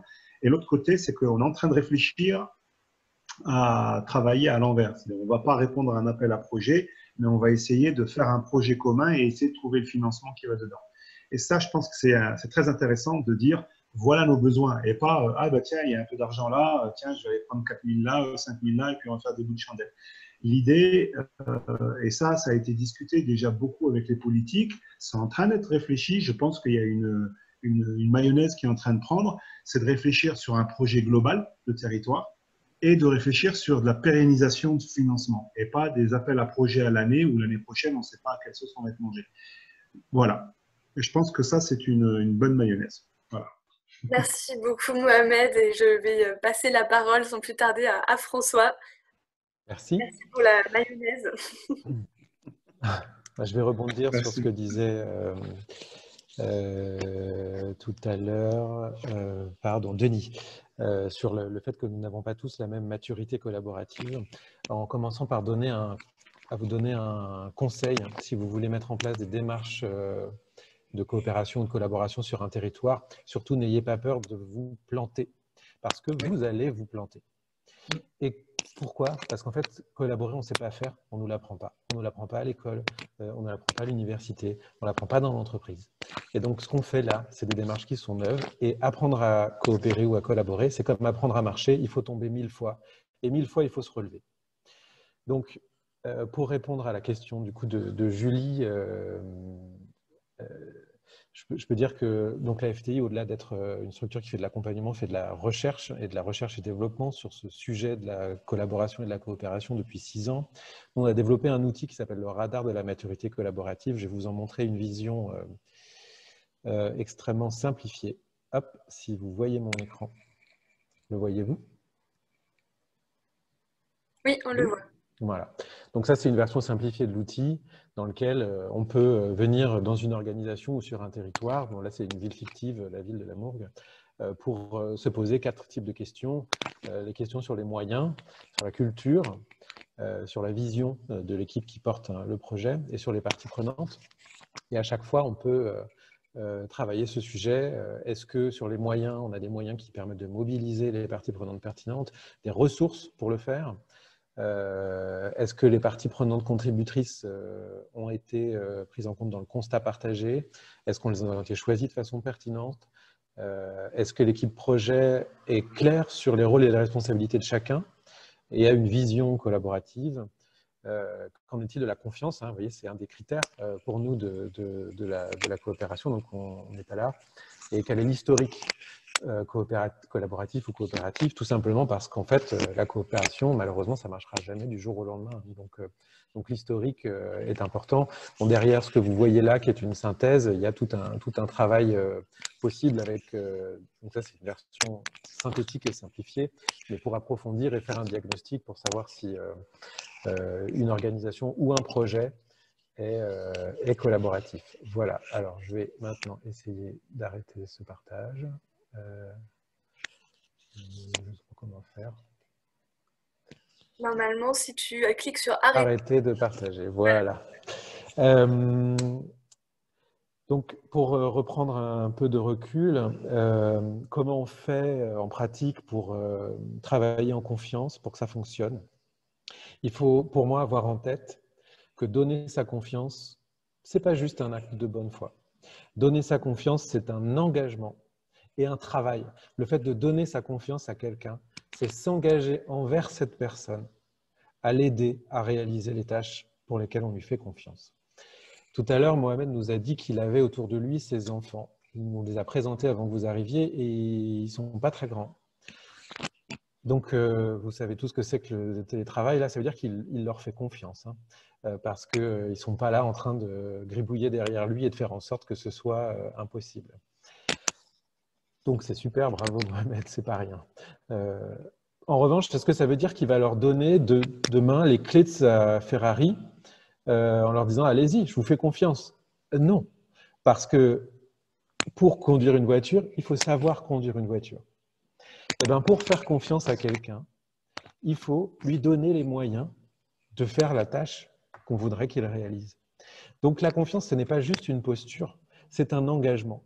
Et donc c'est un certain nombre de méthodes, notamment centrées sur la mise en capacité des gens, sur l'empowerment. Pour nous, c'est central sur le fait qu'il faut d'abord mettre les gens en capacité d'avoir la confiance qu'on va leur accorder. Donc la confiance, ça passe par l'autonomie des gens. Et l'autonomie, contrairement à ce qu'une certaine doxa laisse croire, notamment dans des entreprises qui parlent d'entreprises libérées, etc., il ne suffit pas de dire « hop, autonome ». Non, ça ne marche pas. L'autonomie, ça s'apprend, ça s'acquiert, ce sont des compétences spécifiques. Et donc, pour pouvoir faire confiance aux gens, il faut pouvoir les mettre dans ces postures-là. Deuxième ingrédient pour moi fondamental, le fait que pour faire confiance aux gens, il faut éliminer les tabous. Parce qu'il faut aligner les intérêts des uns et des autres pour que ça puisse donner des résultats. Et si on ne sait pas la raison pour laquelle une personne est là, comment est-ce qu'on peut vraiment lui faire confiance? L'engagement purement bénévole, moi je n'y crois pas. Ça n'existe pas. On a tous une raison d'agir. Et il est important de l'exprimer et de la faire s'exprimer. Si vous savez pourquoi une personne donne de son temps, donne de son argent, ou donne de ses ressources pour participer, alors vous pouvez être clair sur ce que vous avez lui donné en face. Et ça, pour moi, c'est clé dans le fait que ça va créer des relations saines dans lesquelles on va se faire confiance les uns les autres. Parce que si on dit, mais celui-là, ça fait 1 an qu'il est là, qu'il donne du temps, etc. Et on ne sait pas pourquoi on ne comprend pas. Le doute s'installe parce que on est rarement là pour rien. Voilà. Et donc, être en capacité d'exprimer les raisons pour lesquelles on est là, déjà ça, c'est pas facile. Ça nécessite aussi de la mise en capacité. Parce qu'en France, surtout, on a du mal à exprimer ça, à dire moi, je suis là. Là, par exemple, je suis là, oui, aujourd'hui, moi, François, par bénévolat, ça m'intéresse de faire participer mes actions, mais je suis aussi là parce que je suis dirigeant d'entreprise, qu'il y a une démarche de communication, j'ai envie de faire connaître ce qu'on fait, de faire connaître ma marque, il y a une démarche commerciale derrière, évidemment, parce que nous, on a un modèle économique, donc on a besoin de se faire connaître, et je n'ai pas de mal à le dire, parce qu'en fait, ça ne m'empêche pas également d'être heureux de vous partager des choses qui sont importantes pour moi. Voilà. Troisième ingrédient pour moi, Louise ne me fait toujours pas de signe, c'est bon, c'est la posture de la personne qui va aider cette relation de confiance. La posture que moi j'appellerais la posture de facilitation. Et qui est très opposée, alors là je parle de mon métier, à la posture du consultant, c'est-à-dire de la personne qui va donner des conseils.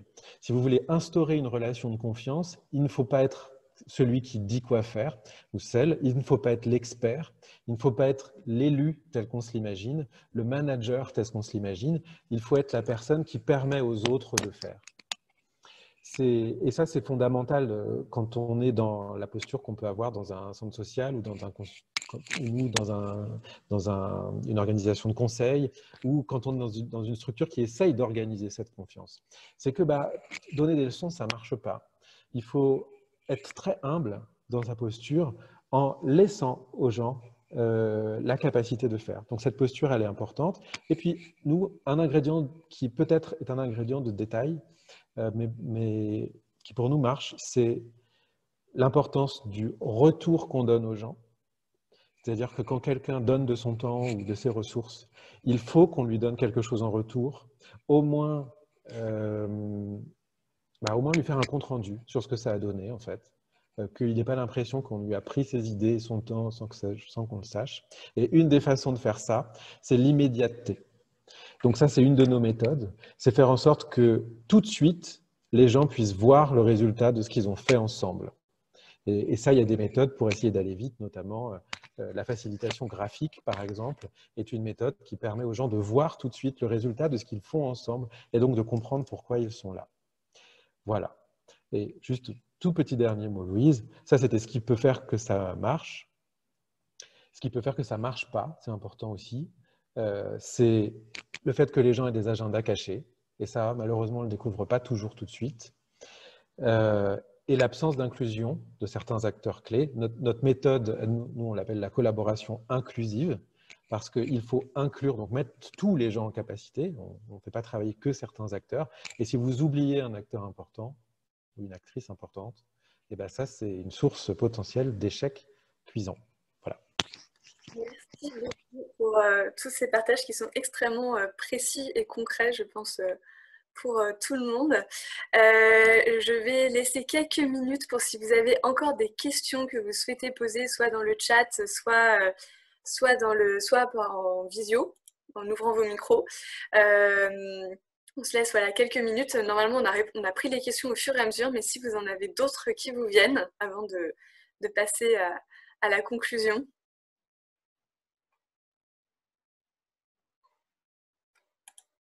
Je ne vois pas s'il y a des gens qui veulent intervenir.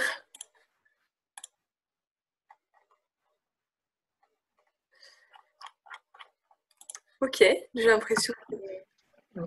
Je vais juste rajouter une toute petite phrase, en fait, dans les difficultés aussi. On a l'impression que quand on construit cette confiance, on est dans la durée et dans le temps. Donc, moi, je prends souvent l'image d'un verger qu'on est en train de planter. Quand on plante un arbre fruitier, eh bien, la récolte, c'est dans 4-5 ans. Et en fait, quand on commence à lancer ça sur le territoire, les élus, les financeurs, au bout de 6 mois arrivent et nous disent c'est quoi vos résultats? Et on leur disait, bah, regardez, on a commencé de faire les trous, voilà, mais un an après, c'était dire, bon, bah, maintenant, ok, et donc les fruits sont où? Et en fait, c'était impossible à faire comprendre que les fruits allaient se mesurer dans 4 ans, dans 5 ans, et on s'est dit, en fait, sous notre verger, toujours en image, en fait, il faut planter un potager. Et aujourd'hui, on a l'impression, donc on a des beaux fruits dans le potager, tout le monde vient voir, on est là, on montre nos salades, tout le monde s'épate des salades, et en fait, ils sont sous un verger qui est en fleurs. Mais en fait, ils ne le voient pas encore. Et donc ça, c'est un peu frustrant d'être dans cette construction, de voir que ça prend énormément de temps, que, voilà, que les fruits vont aboutir dans 1 an, 2 ans ou 3 ans.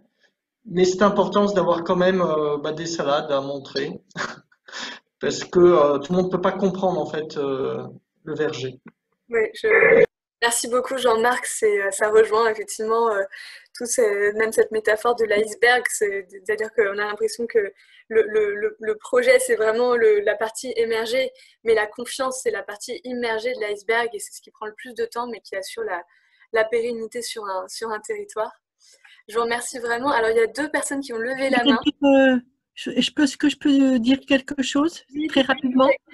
Donc, je vous ai écrit des choses, mais je voulais vous dire que dans ma pratique du théâtre de l'opprimé, donc de théâtre forum, les exercices sur la confiance, quand on commence à constituer un groupe, il y a plein d'exercices là-dessus.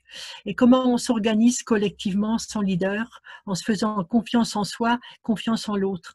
Donc, je suis venue parce que j'avais envie d'entendre vos autres démarches que la nôtre, voilà. Merci beaucoup Jacqueline. Donc, le théâtre forum peut être un bel arc, on va dire. Je ne sais plus quelle est l'expression, pardon. Une belle flèche à son arc pour bâtir la confiance, justement. Oui, il y a plein de jeux magnifiques quoi, là-dessus. N'hésitez pas à les partager dans le chat. Je vais devoir passer la parole alors, vous êtes sous le nom de Lan. Je vous laisse. Oui, exactement. Désolé. Mon prénom, c'est Alassane. Et je travaille donc dans le 93 à Bagnolet. Et du coup, je me reconnais beaucoup dans ce que dit Mohamed. Vous m'entendez? Oui. Vous m'entendez? Oui, oui. On vous entend. Bien. Et du coup, je pense qu'on a un parcours assez similaire avec Mohamed et la Fédération des centres sociaux à laquelle j'appartiens. Une formation m'avait bien marqué et sur la prise de confiance, et il y avait un exemple qui avait été cité qui m'est resté gravé en mémoire, c'est celle de l'exemple de l'éléphanteau. Un éléphanteau qui a attaché un pieu, et cet éléphanteau, à plusieurs reprises, essaye de se défaire de ce pieu, mais tout jeune, il n'a pas assez de force. Donc, il grandit avec ça en tête. Il grandit avec ça en tête.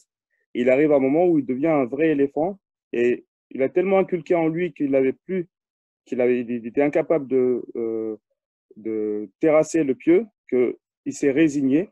Et du coup, cet éléphant qui pourrait en fait terrasser carrément une montagne n'ose même plus tenter de défaire le pieu tellement il a inculqué en lui cette incapacité-là. Et du coup, je pense que la prise de confiance, elle peut se retrouver dans la conscientisation qu'on peut apporter aux personnes du potentiel qu'ils ont, car ils ont tellement inculqué en eux-mêmes cette notion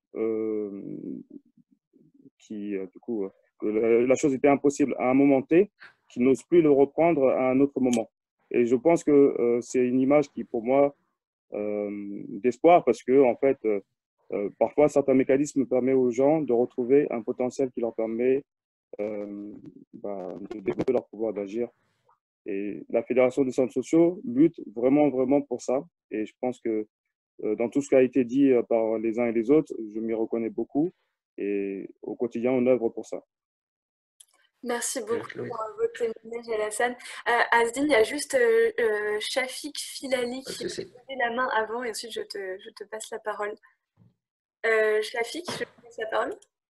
Oui, bonjour tout le monde, ou en tout cas pour ceux à qui j'ai pas dit bonjour. Est-ce que vous m'entendez bien? Oui, on vous entend. Voilà, très bien. J'aime beaucoup, hein, ça fait écho, hein, parce que je travaille aussi sur les questions de coopération. Il y a la notion de coécrire ou être co-auteur qui a été évoquée à un moment donné sur l'expérience des Mureaux, quand on est allé solliciter les habitants en leur disant, en tout cas en les mettant en confiance et en écrivant ensemble en fait le projet. Et c'est très important en fait parce que des fois on pense les projets de coopération, mais on n'implique pas tout le monde ou on n'écrit pas tout le monde avec tout le monde le projet. Donc coopérer c'est produire, mais c'est aussi recevoir pour créer quelque chose ensemble. Et c'est très important cette notion-là d'être co-auteur des projets, parce que beaucoup de projets malheureusement, qu'ils soient à l'échelle locale ou internationaux, font pas forcément intervenir les cibles, ou en tout cas les personnes qui sont censées bénéficier de ces projets-là. Et il y a un décalage ou une non-acceptation des projets. Et c'est très important donc, d'être co-auteur.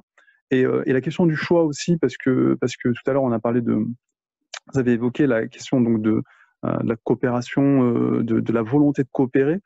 C'est la question aussi du choix, c'est-à-dire que ça ne doit pas être imposé. Et quand on coopère dans une structure, on peut avoir toutes les conditions réunies, mais si les personnes qui sont dans ces structures-là ne veulent pas coopérer, c'est très compliqué parce qu'en fait, c'est un choix, la coopération, la collaboration, il faut le vouloir, et c'est un choix. Et la question de la convivialité aussi, j'ai envie de dire, parce qu'il y a la co-responsabilité, mais il y a aussi la question de la convivialité. Vous avez beaucoup dit que pour instaurer un lien de confiance, ça a été évoqué tout à l'heure, quand il y a eu la fête, etc., on a parlé des projets, du positif. La convivialité, c'est ce qui crée un climat où les gens vont se sentir bien. Et quand ils se sentent bien, ils peuvent partager, ils peuvent donner leur confiance. Et le fait de donner, hein, c'est bien ça, c'est un don. Ça permet d'avoir des relations justement beaucoup plus saines et vertueuses. Et donc, c'est important de créer un espace de convivialité, un espace de plaisir où on va travailler en confiance et on va aimer et partager. Et c'est très important. Donc, il faut être à la fois co-auteur, être dans un espace où on se sent bien, où on veut coopérer et en même temps, produire ensemble en co-responsabilité. Voilà. Merci beaucoup pour votre témoignage. J'ai conscience de l'heure, donc avant de te passer la parole, Asdine, je vais juste peut-être faire une brève conclusion. Je sais que chacun de nos invités voulait peut-être partager un élément inspirant. Ça peut être un livre, une inspiration, quelque chose que vous aimeriez partager. Si vous le souhaitez, vous pouvez le partager dans le chat. Et je vous ai également invité à tous partager un ressenti et une chose que ce temps-là ensemble vous donne envie de faire. Et comme pour tous ceux qui ont envie de rester, qui ont encore des questions, qui peuvent rester, poursuivre ces échanges, c'est vraiment le bienvenu. Et sinon, je voudrais vraiment adresser un immense merci à vous tous, Jean-Marc, Anne-Denise, Denis, Mohamed et François, pour votre temps, votre intervention. Je pense que c'est extrêmement inspirant ce que vous nous avez partagé ce midi. Et avant de nous quitter aussi, je voudrais simplement vous donner la suite des événements. C'est-à-dire que tout ça, si vous souhaitez qu'on poursuive, on peut poursuivre Est-ce que vous voyez bien mon écran avec les rendez-vous? Ouais, ok. Oui. Donc du coup, l'idée c'est effectivement, il y a plusieurs rendez-vous auxquels on vous invite. Le 20 janvier, il y aura une réunion communauté d'entraide sur la communauté d'entraide de professionnels. Donc si vous êtes intéressé par ce sujet, on voudrait organiser un webinaire pour approfondir cette question-là, la question de la posture de confiance, de ces éléments le 22 janvier. Et le 26 janvier, un atelier de co-apprentissage sur le fait de créer la coopération et la confiance. Et ensuite, voilà, si vous êtes intéressé, il y aura un cycle de formation qui commencera le 3 février. Voilà, je voulais vous partager ça très rapidement avant que tout le monde parte. Et bien sûr, on continue les échanges pour tous ceux qui peuvent rester. Donc notamment Asdine, si tu souhaitais intervenir par rapport à tout ça. Et voilà, vraiment, n'hésitez pas si vous souhaitez intervenir et si vous devez partir. Un immense merci à tous pour votre intervention. Non, merci. Mais, il y a tellement de choses, mais moi, je voulais partager une seule chose parce que déjà, j'ai été beaucoup inspiré par toutes les interventions et notamment les métaphores de Jean-Marc. Et cette analogie entre la personne et la ville, déjà, c'est pertinent. Et de plutôt travailler sur les ressources plutôt que d'essayer de renforcer des faiblesses ou en tout cas de les diminuer. Et moi, je voulais juste ajouter un mot là-dessus. Il y a notamment quand on parle des ressources, il y a les habitants, les habitantes et notamment les anciens habitants et les anciennes habitantes qui n'habitent plus dans le quartier et notamment des personnes qui ont investi positivement des parcours professionnels et qui veulent encore agir pour le quartier. Je vous donne un exemple très concret. Par exemple, on organise des rencontres inspirantes entre jeunes et des anciens habitants. Et notamment des hommes et des femmes qui ont investi positivement une carrière professionnelle. Et nous, le retour qu'on a de ces personnes-là, et notamment qui viennent à travers les réseaux parce qu'ils voient des actions qui se font dans l'ancien quartier où ils habitaient, c'est qu'elles veulent absolument faire quelque chose, mais elles ne trouvent pas forcément le cadre. Et on a eu beaucoup de retours on va dire, on va les appeler comme ça, hein, anciens jeunes et anciennes jeunes qui veulent faire quelque chose. Donc, d'où l'intérêt de continuer en fait à avoir ces actions et surtout qu'elles soient visibles. Parce qu'en fait, il y a beaucoup plus de gens qui veulent s'investir qu'on peut le penser. Voilà, très rapidement. Un grand merci pour ce partage. Je vais juste rebondir de ça. En fait, sur LinkedIn, on a créé un groupe des amis des Mureaux, et notamment pour les anciens. Et puis, ça permet en fait de relayer. Et donc, ça leur donne aussi cette possibilité d'action. Et du coup, je ne sais pas, je n'ai pas vu vos partages, Jean-Marc, Anne-Denise, François et Denis aussi et Mohamed, sur si vous avez des ressources inspirantes que vous souhaitez partager à tout le monde. C'est un livre, une inspiration, un projet, enfin, ce qui vous vient, un film, voilà. Est-ce que vous pourriez nous partager, soit dans le chat, soit à l'oral, avant de partir? Je vois que vous êtes encore là, donc j'abuse un peu de votre temps. Moi, j'en profite pour vous remercier déjà pour la qualité des échanges. C'est vraiment très agréable d'échanger avec toutes ces personnes-là et avec un public intéressé comme ça. Donc, merci beaucoup. Moi, je vais être très classique et en même temps un peu pessimiste. Moi, ce qui m'inspire en ce moment et qui me déprime en même temps, c'est la conférence citoyenne pour le climat. Et je la suis de très près. C'est-à-dire qu'à la fois, ça donne envie de faire confiance parce qu'on voit le fait que quand on donne des responsabilités à des gens lambda, eh bien, ils sont en capacité de les prendre. C'est déprimant parce qu'on voit qu'en revanche, les gens qui ont le pouvoir ne sont pas en capacité de les écouter. Voilà, mais pour moi, c'est une bonne mise en abîme de ce sur quoi nous avons discuté aujourd'hui. Merci donc encore à tous et à toutes et excellent week-end. Merci beaucoup François pour ta présence et tous tes apports. Merci. Peut-être Mohamed? Et je suis désolé, dans 10 minutes, j'ai une AG en visio. On passe notre journée en AG, donc je suis vraiment désolé. Mais merci en tout cas de m'avoir écouté et de m'avoir fait confiance pour pouvoir échanger avec vous. Mais pour rester dans le même esprit que François, moi je fais confiance quand même à l'intelligence collective. Je pense qu'on finira par y arriver, même si c'est comme un système de labyrinthe. On trouvera toujours la sortie. Ce sera juste un petit peu plus long, mais on finira tous par trouver la sortie. Peu importe, voilà, l'essentiel c'est qu'on soit ensemble et qu'on arrive à construire. Et je pense qu'il y a quand même Alors, on a une web radio qui s'appelle YouMood. Moi, je découvre des mots un peu jeunes. Voilà. Le mood, on est quand même dans un mood assez positif malgré cette situation. Et on n'en a pas parlé, mais je pense que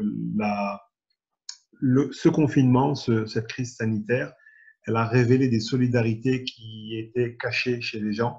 Je ne sais pas si dans votre territoire ça a dû se voir, mais moi, en tout cas, voilà, ça a juste conforté. Je savais qu'il y en avait, mais cette crise sanitaire a révélé des choses et une solidarité qui a émerveillé tout le monde sur le territoire. Donc, j'ai un espoir assez positif. Pas pour le climat, François, malheureusement, pas du tout, mais par contre, pour la solidarité des gens et que l'intelligence collective puisse construire des projets, ça, j'en suis persuadé. Et à 2021, c'est bientôt. Voilà. Et je vous dis au revoir.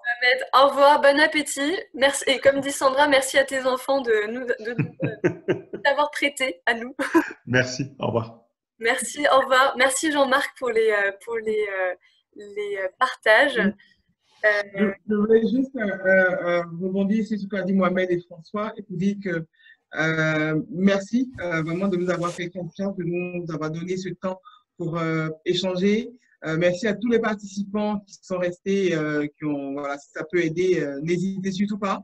On est dispo, voilà, les contacts sont ouverts et tout ça.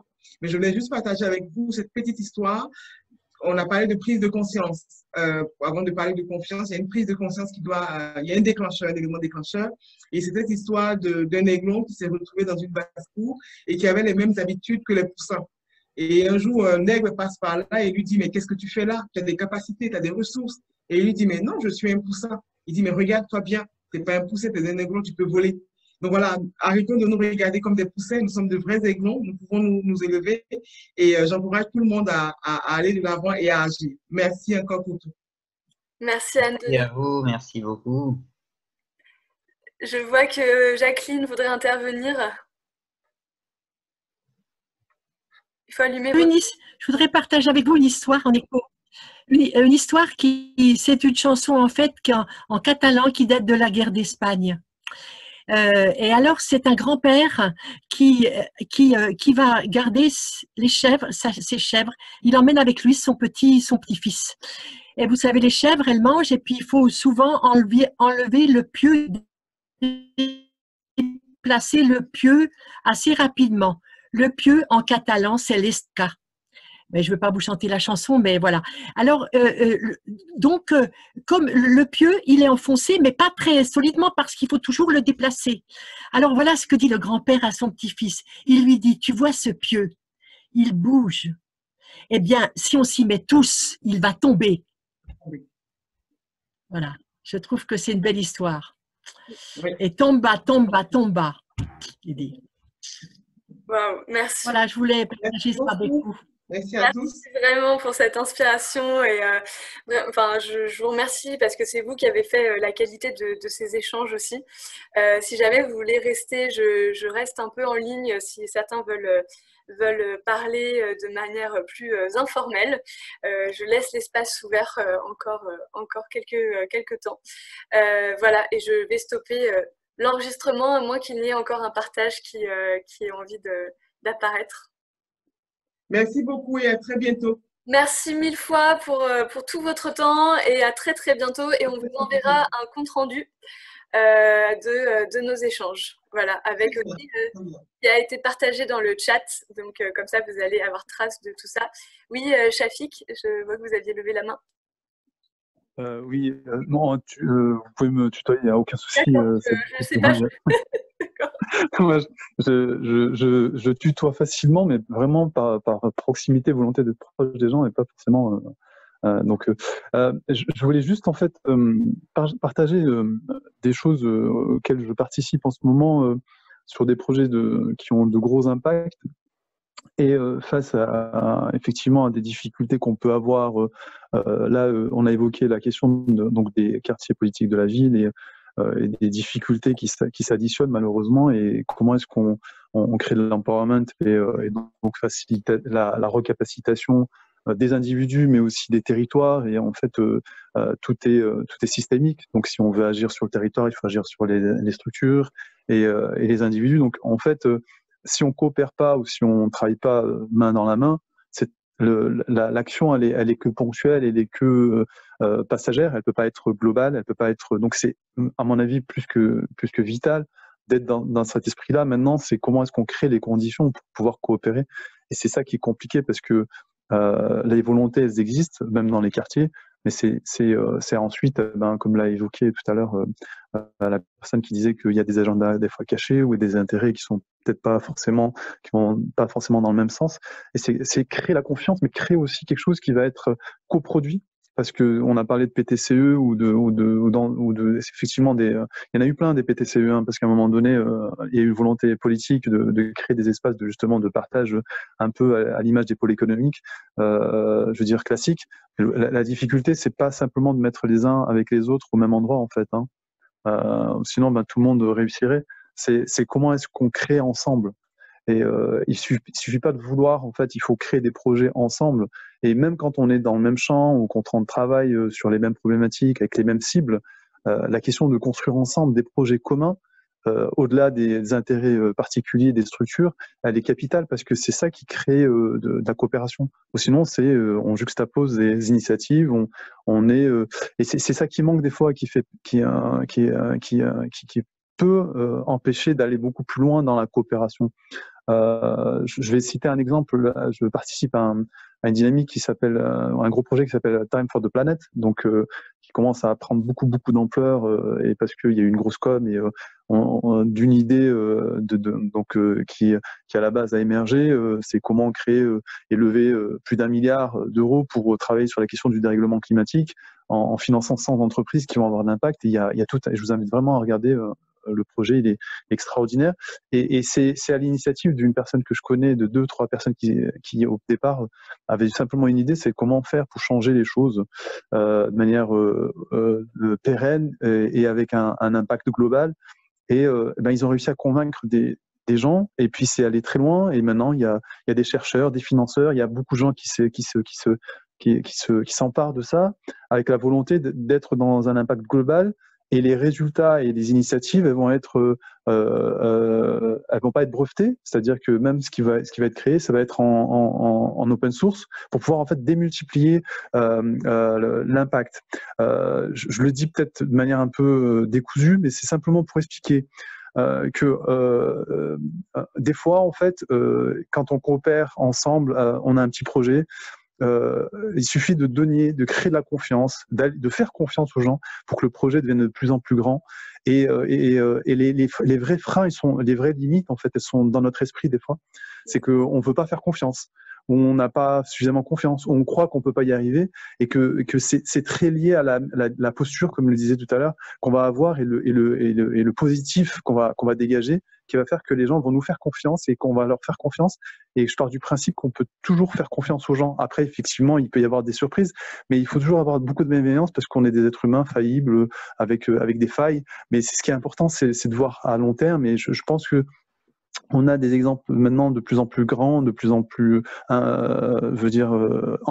inspirants, qui nous montrent qu'on peut faire confiance. Voilà, c'est simplement ce témoignage que je voulais partager. Merci beaucoup. Et c'est vrai que c'est... en fait, pour tout vous dire, c'est vraiment tout l'enjeu de notre travail et de tout ce qu'on structure en termes d'apprentissage chez Active Action, c'est ce travail sur la posture, justement. Qu'est-ce qui fait, quand on décortique cette posture, tous ces éléments de la posture, qu'est-ce qui fait que dans sa posture, on va incarner ce qu'on veut voir advenir, en fait. Et donc, c'est tout effectivement ce travail-là qu'on se propose d'avoir, et effectivement avec des partenaires qui sont hyper inspirants autour de nous. Et ce que je veux dire, c'est qu'en effet, je vous rejoins, c'est extrêmement, c'est central, cette question de la posture. Souvent, en formation, les gens sont un peu déçus parce que on commence pas par leur donner des outils des outils de facile. Par exemple, on pourrait avoir toute une boîte à outils de choses, de jeux à faire, de trucs à faire, etc. Mais en fait, tant que la question de la posture, elle n'est pas abordée, on peut avoir tous les outils du monde. S'ils sont mis dans des mains, on va dire, qui n'ont pas réfléchi justement suffisamment à cette posture, ça ne va pas du tout produire l'effet qu'on voudrait. Donc c'est vrai que je vous rejoins tout à fait sur cette question de la posture de confiance et à quel point elle est importante. Je ne sais pas si d'autres personnes voulaient interagir. Oui, Jean-Marc. Voilà. D'abord, je prie de vouloir bien m'excuser d'être arrivé un peu en retard, mais bon, il y a des fois des impératifs personnels importants qui passent avant. Il y aura le retour. Je te remercie, Héloïse. Bon, moi, j'ai mis juste dans le chat. Là, je suis en train de lire, parce que je suis abonné, je ne fais pas d'alternative économique. Alors, c'est vrai qu'il faut me mettre à l'envers, je sais pas si ça passe à la caméra. Bon, alternative économique, hein, vous le connaissez, bien sûr. On a une pensée pour le regretter Philippe Prémaux. Et dans le nouveau dernier numéro que je viens de recevoir pas plus tard que ce matin, il y a il y a plein de sujets, bien sûr, comme d'habitude, mais en fin du numéro, il y a une rubrique Agir, où il y a une réflexion sur face à l'urgence alimentaire des potagers solidaires. Donc, je vous ai mis dans le chat. Donc, il y a, comment je dirais-je, un peu comme j'entendais les PTCE, oui, bien sûr, ça me fait penser à Claude Alfandéry et le labo ESS. J'ai suivi une licence d'économie sociale et solidaire à Saint-Étienne et j'ai eu le privilège de pouvoir avec d'autres personnes, bien sûr, le rencontrer et de pouvoir échanger quelques instants. Voilà. Oui, donc il y a un collectif, je vous ai mis le lien, qui prône une sécurité sociale de l'alimentation. Alors, ça regroupe plusieurs réseaux, Mirapap, le collectif démocratique alimentaire, vous connaissez peut-être, Agrista, bien sûr, les amis de la Confédération paysanne, ils sont dedans, bien sûr, et bien d'autres. Donc, parce que bon, j'ai suivi plusieurs webs que par la CRES, je suis dans la région Auvergne-Rhône-Alpes. Bon, bien sûr, j'ai suivi dans toute la France, mais bien sûr, la CRES Aura a fait des webs. Et l'ESS est en pleine éclosion, comme disait l'interlocuteur précédent, je ne me rappelle plus son prénom, mais je crois qu'il va falloir, nous allons tenter, je pense, de fédérer toutes ces idées qui sont en train d'éclore, et ça viendra des territoires. Et je vais finir là parce que je ne vais pas vous monopoliser le temps.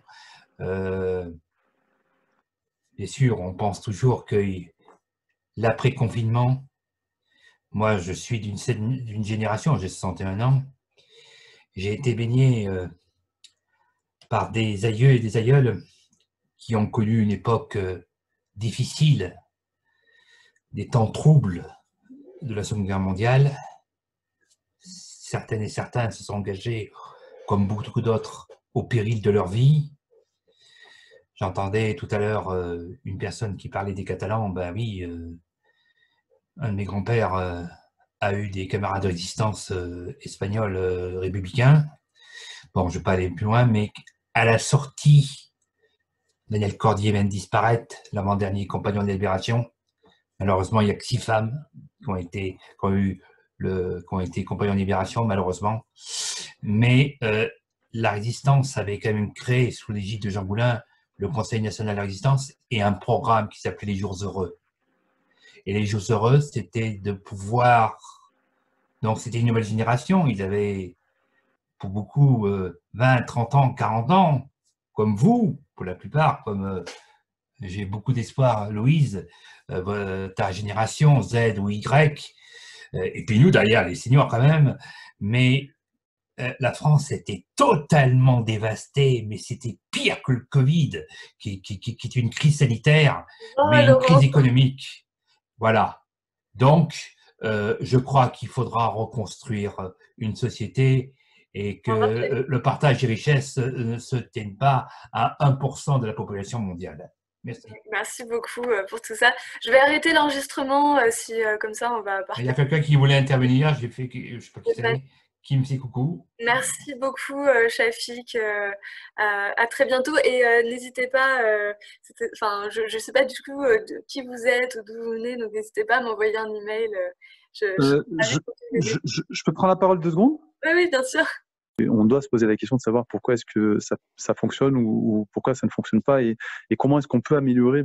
J'ai beaucoup aimé, j'aime beaucoup cette question-là de se dire il faut pas regarder que le verre à moitié vide, il faut regarder toutes les initiatives qui sont magnifiques et qui sont portées, et cette richesse-là du territoire, c'est les personnes qui l'occupent, qui occupent cet espace-là, et donc du coup effectivement il faut penser à tout le monde, il faut voir tout le monde avec du positif et que c'est ensemble qu'on peut redynamiser un territoire, on peut redonner la confiance et que c'est pas simplement les politiques auxquels on doit faire confiance qui vont apporter des solutions, puisque les solutions, nous, les politiques nous représentent, mais c'est surtout les acteurs, en fait, les citoyens qui sont eux-mêmes porteurs de ces solutions, puisque c'est eux qui sont sur le territoire. Donc c'est toujours intéressant de voir comment est-ce qu'on peut impacter, mais en allant du bas, pas forcément en attendant que les choses viennent du haut, parce qu'on a trop tendance à reporter, comme on l'a dit en début d'échange, la faute sur les autres, ou en pensant que les autres vont tout faire pour nous, et en oubliant qu'on peut être nous-mêmes acteurs de ce changement. Et moi, il y a quelques années, j'avais découvert le community organizing ou les initiatives qui sont portées dans des territoires, par exemple en s'inspirant des modèles anglo-saxons où on part de difficultés qui sont simplement, par exemple, des difficultés de quartier ou d'ascenseurs qui fonctionnent pas, et comment est-ce qu'on organise donc une voie commune, et comment est-ce que les personnes s'emparent de difficultés qui en fait, en réalité, parce qu'il y a un collectif qui se crée, une coopération, une collaboration, vont porter une voix qui va apporter des solutions, alors que quand on est tout seul en train de se plaindre, oui, on va se plaindre, et là, il n'y aura aucune action et aucun résultat. Donc, effectivement, c'est bien de voir un peu les leviers qui peuvent se mettre en place, les outils, et j'ai beaucoup aimé tous ces apports-là, parce qu'effectivement, la maturité coopérative qui a été évoquée, elle est capitale, en fait. C'est à quel moment est-ce qu'on se met en... J'entends pas ce que tu dis, mais j'entendrai peut-être tout à l'heure.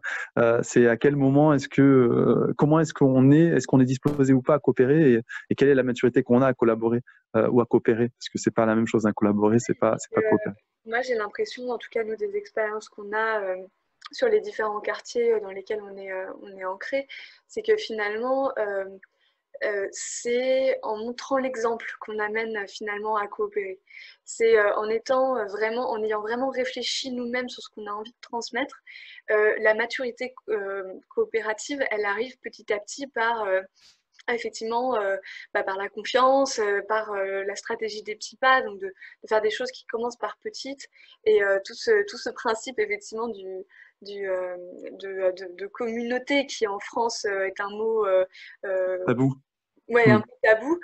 Nous, on a décidé chez Active Action, on dit qu'on est une communauté d'entraide, c'est-à-dire dans c'est ça. Vraiment community, vraiment community, un intérêt, la communauté d'intérêt. Je rebondis juste, si tu permets, il y avait une vidéo qui m'avait vraiment marqué, des initiatives en Belgique, parce que la question belge, elle est intéressante, et surtout Bruxelles, il y a beaucoup de choses. Moi, j'ai des amis à Bruxelles qui sont intéressantes, dont on a. Comment? J'ai habité à Bruxelles pas mal de temps. Ah voilà, donc voilà, tu connais bien. Donc dont on a s'inspirer, c'était pareil, c'est une initiative qui avait été filmée d'ailleurs, et on parlait de la manière dont on crée des projets dans des quartiers. Et un des projets qui avait été donc architecturaux carrément, c'est-à-dire on parle d'urbanisme, au lieu de justement de venir poser des choses, ou en tout cas construire ou revitaliser, comme on dit avec l'euphémisme qu'on peut avoir ici en France, quand on va dans des quartiers, voilà, on pense l'urbanisme, mais pas forcément avec les citoyens. L'initiative avait été prise d'aller se concerter avec les citoyens, avec les habitants.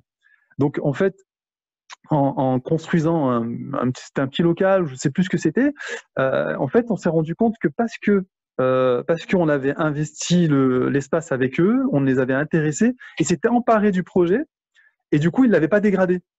Et moi, j'avais adoré cette idée-là, de se dire mince, parce que justement ça fait partie, en fait, on les co-responsabilise, en fait, on les rend responsables du projet et on les concerte, ils sentent ce projet-là, donc ils l'incluent dans le paysage et ils s'en sentent responsables. Donc du coup, en fait, ça va même devenir quelque chose qu'ils vont sauvegarder, qu'ils vont pérenniser, etc. Et ça, on le rencontre même quand on fait de la solidarité internationale, j'en ai un peu fait, c'est que quand on porte le projet avec donc justement des contacts, avec des partenaires, ils deviennent partenaires, mais en même temps ils deviennent donc les gens qui vont être les garants de la pérennité du projet.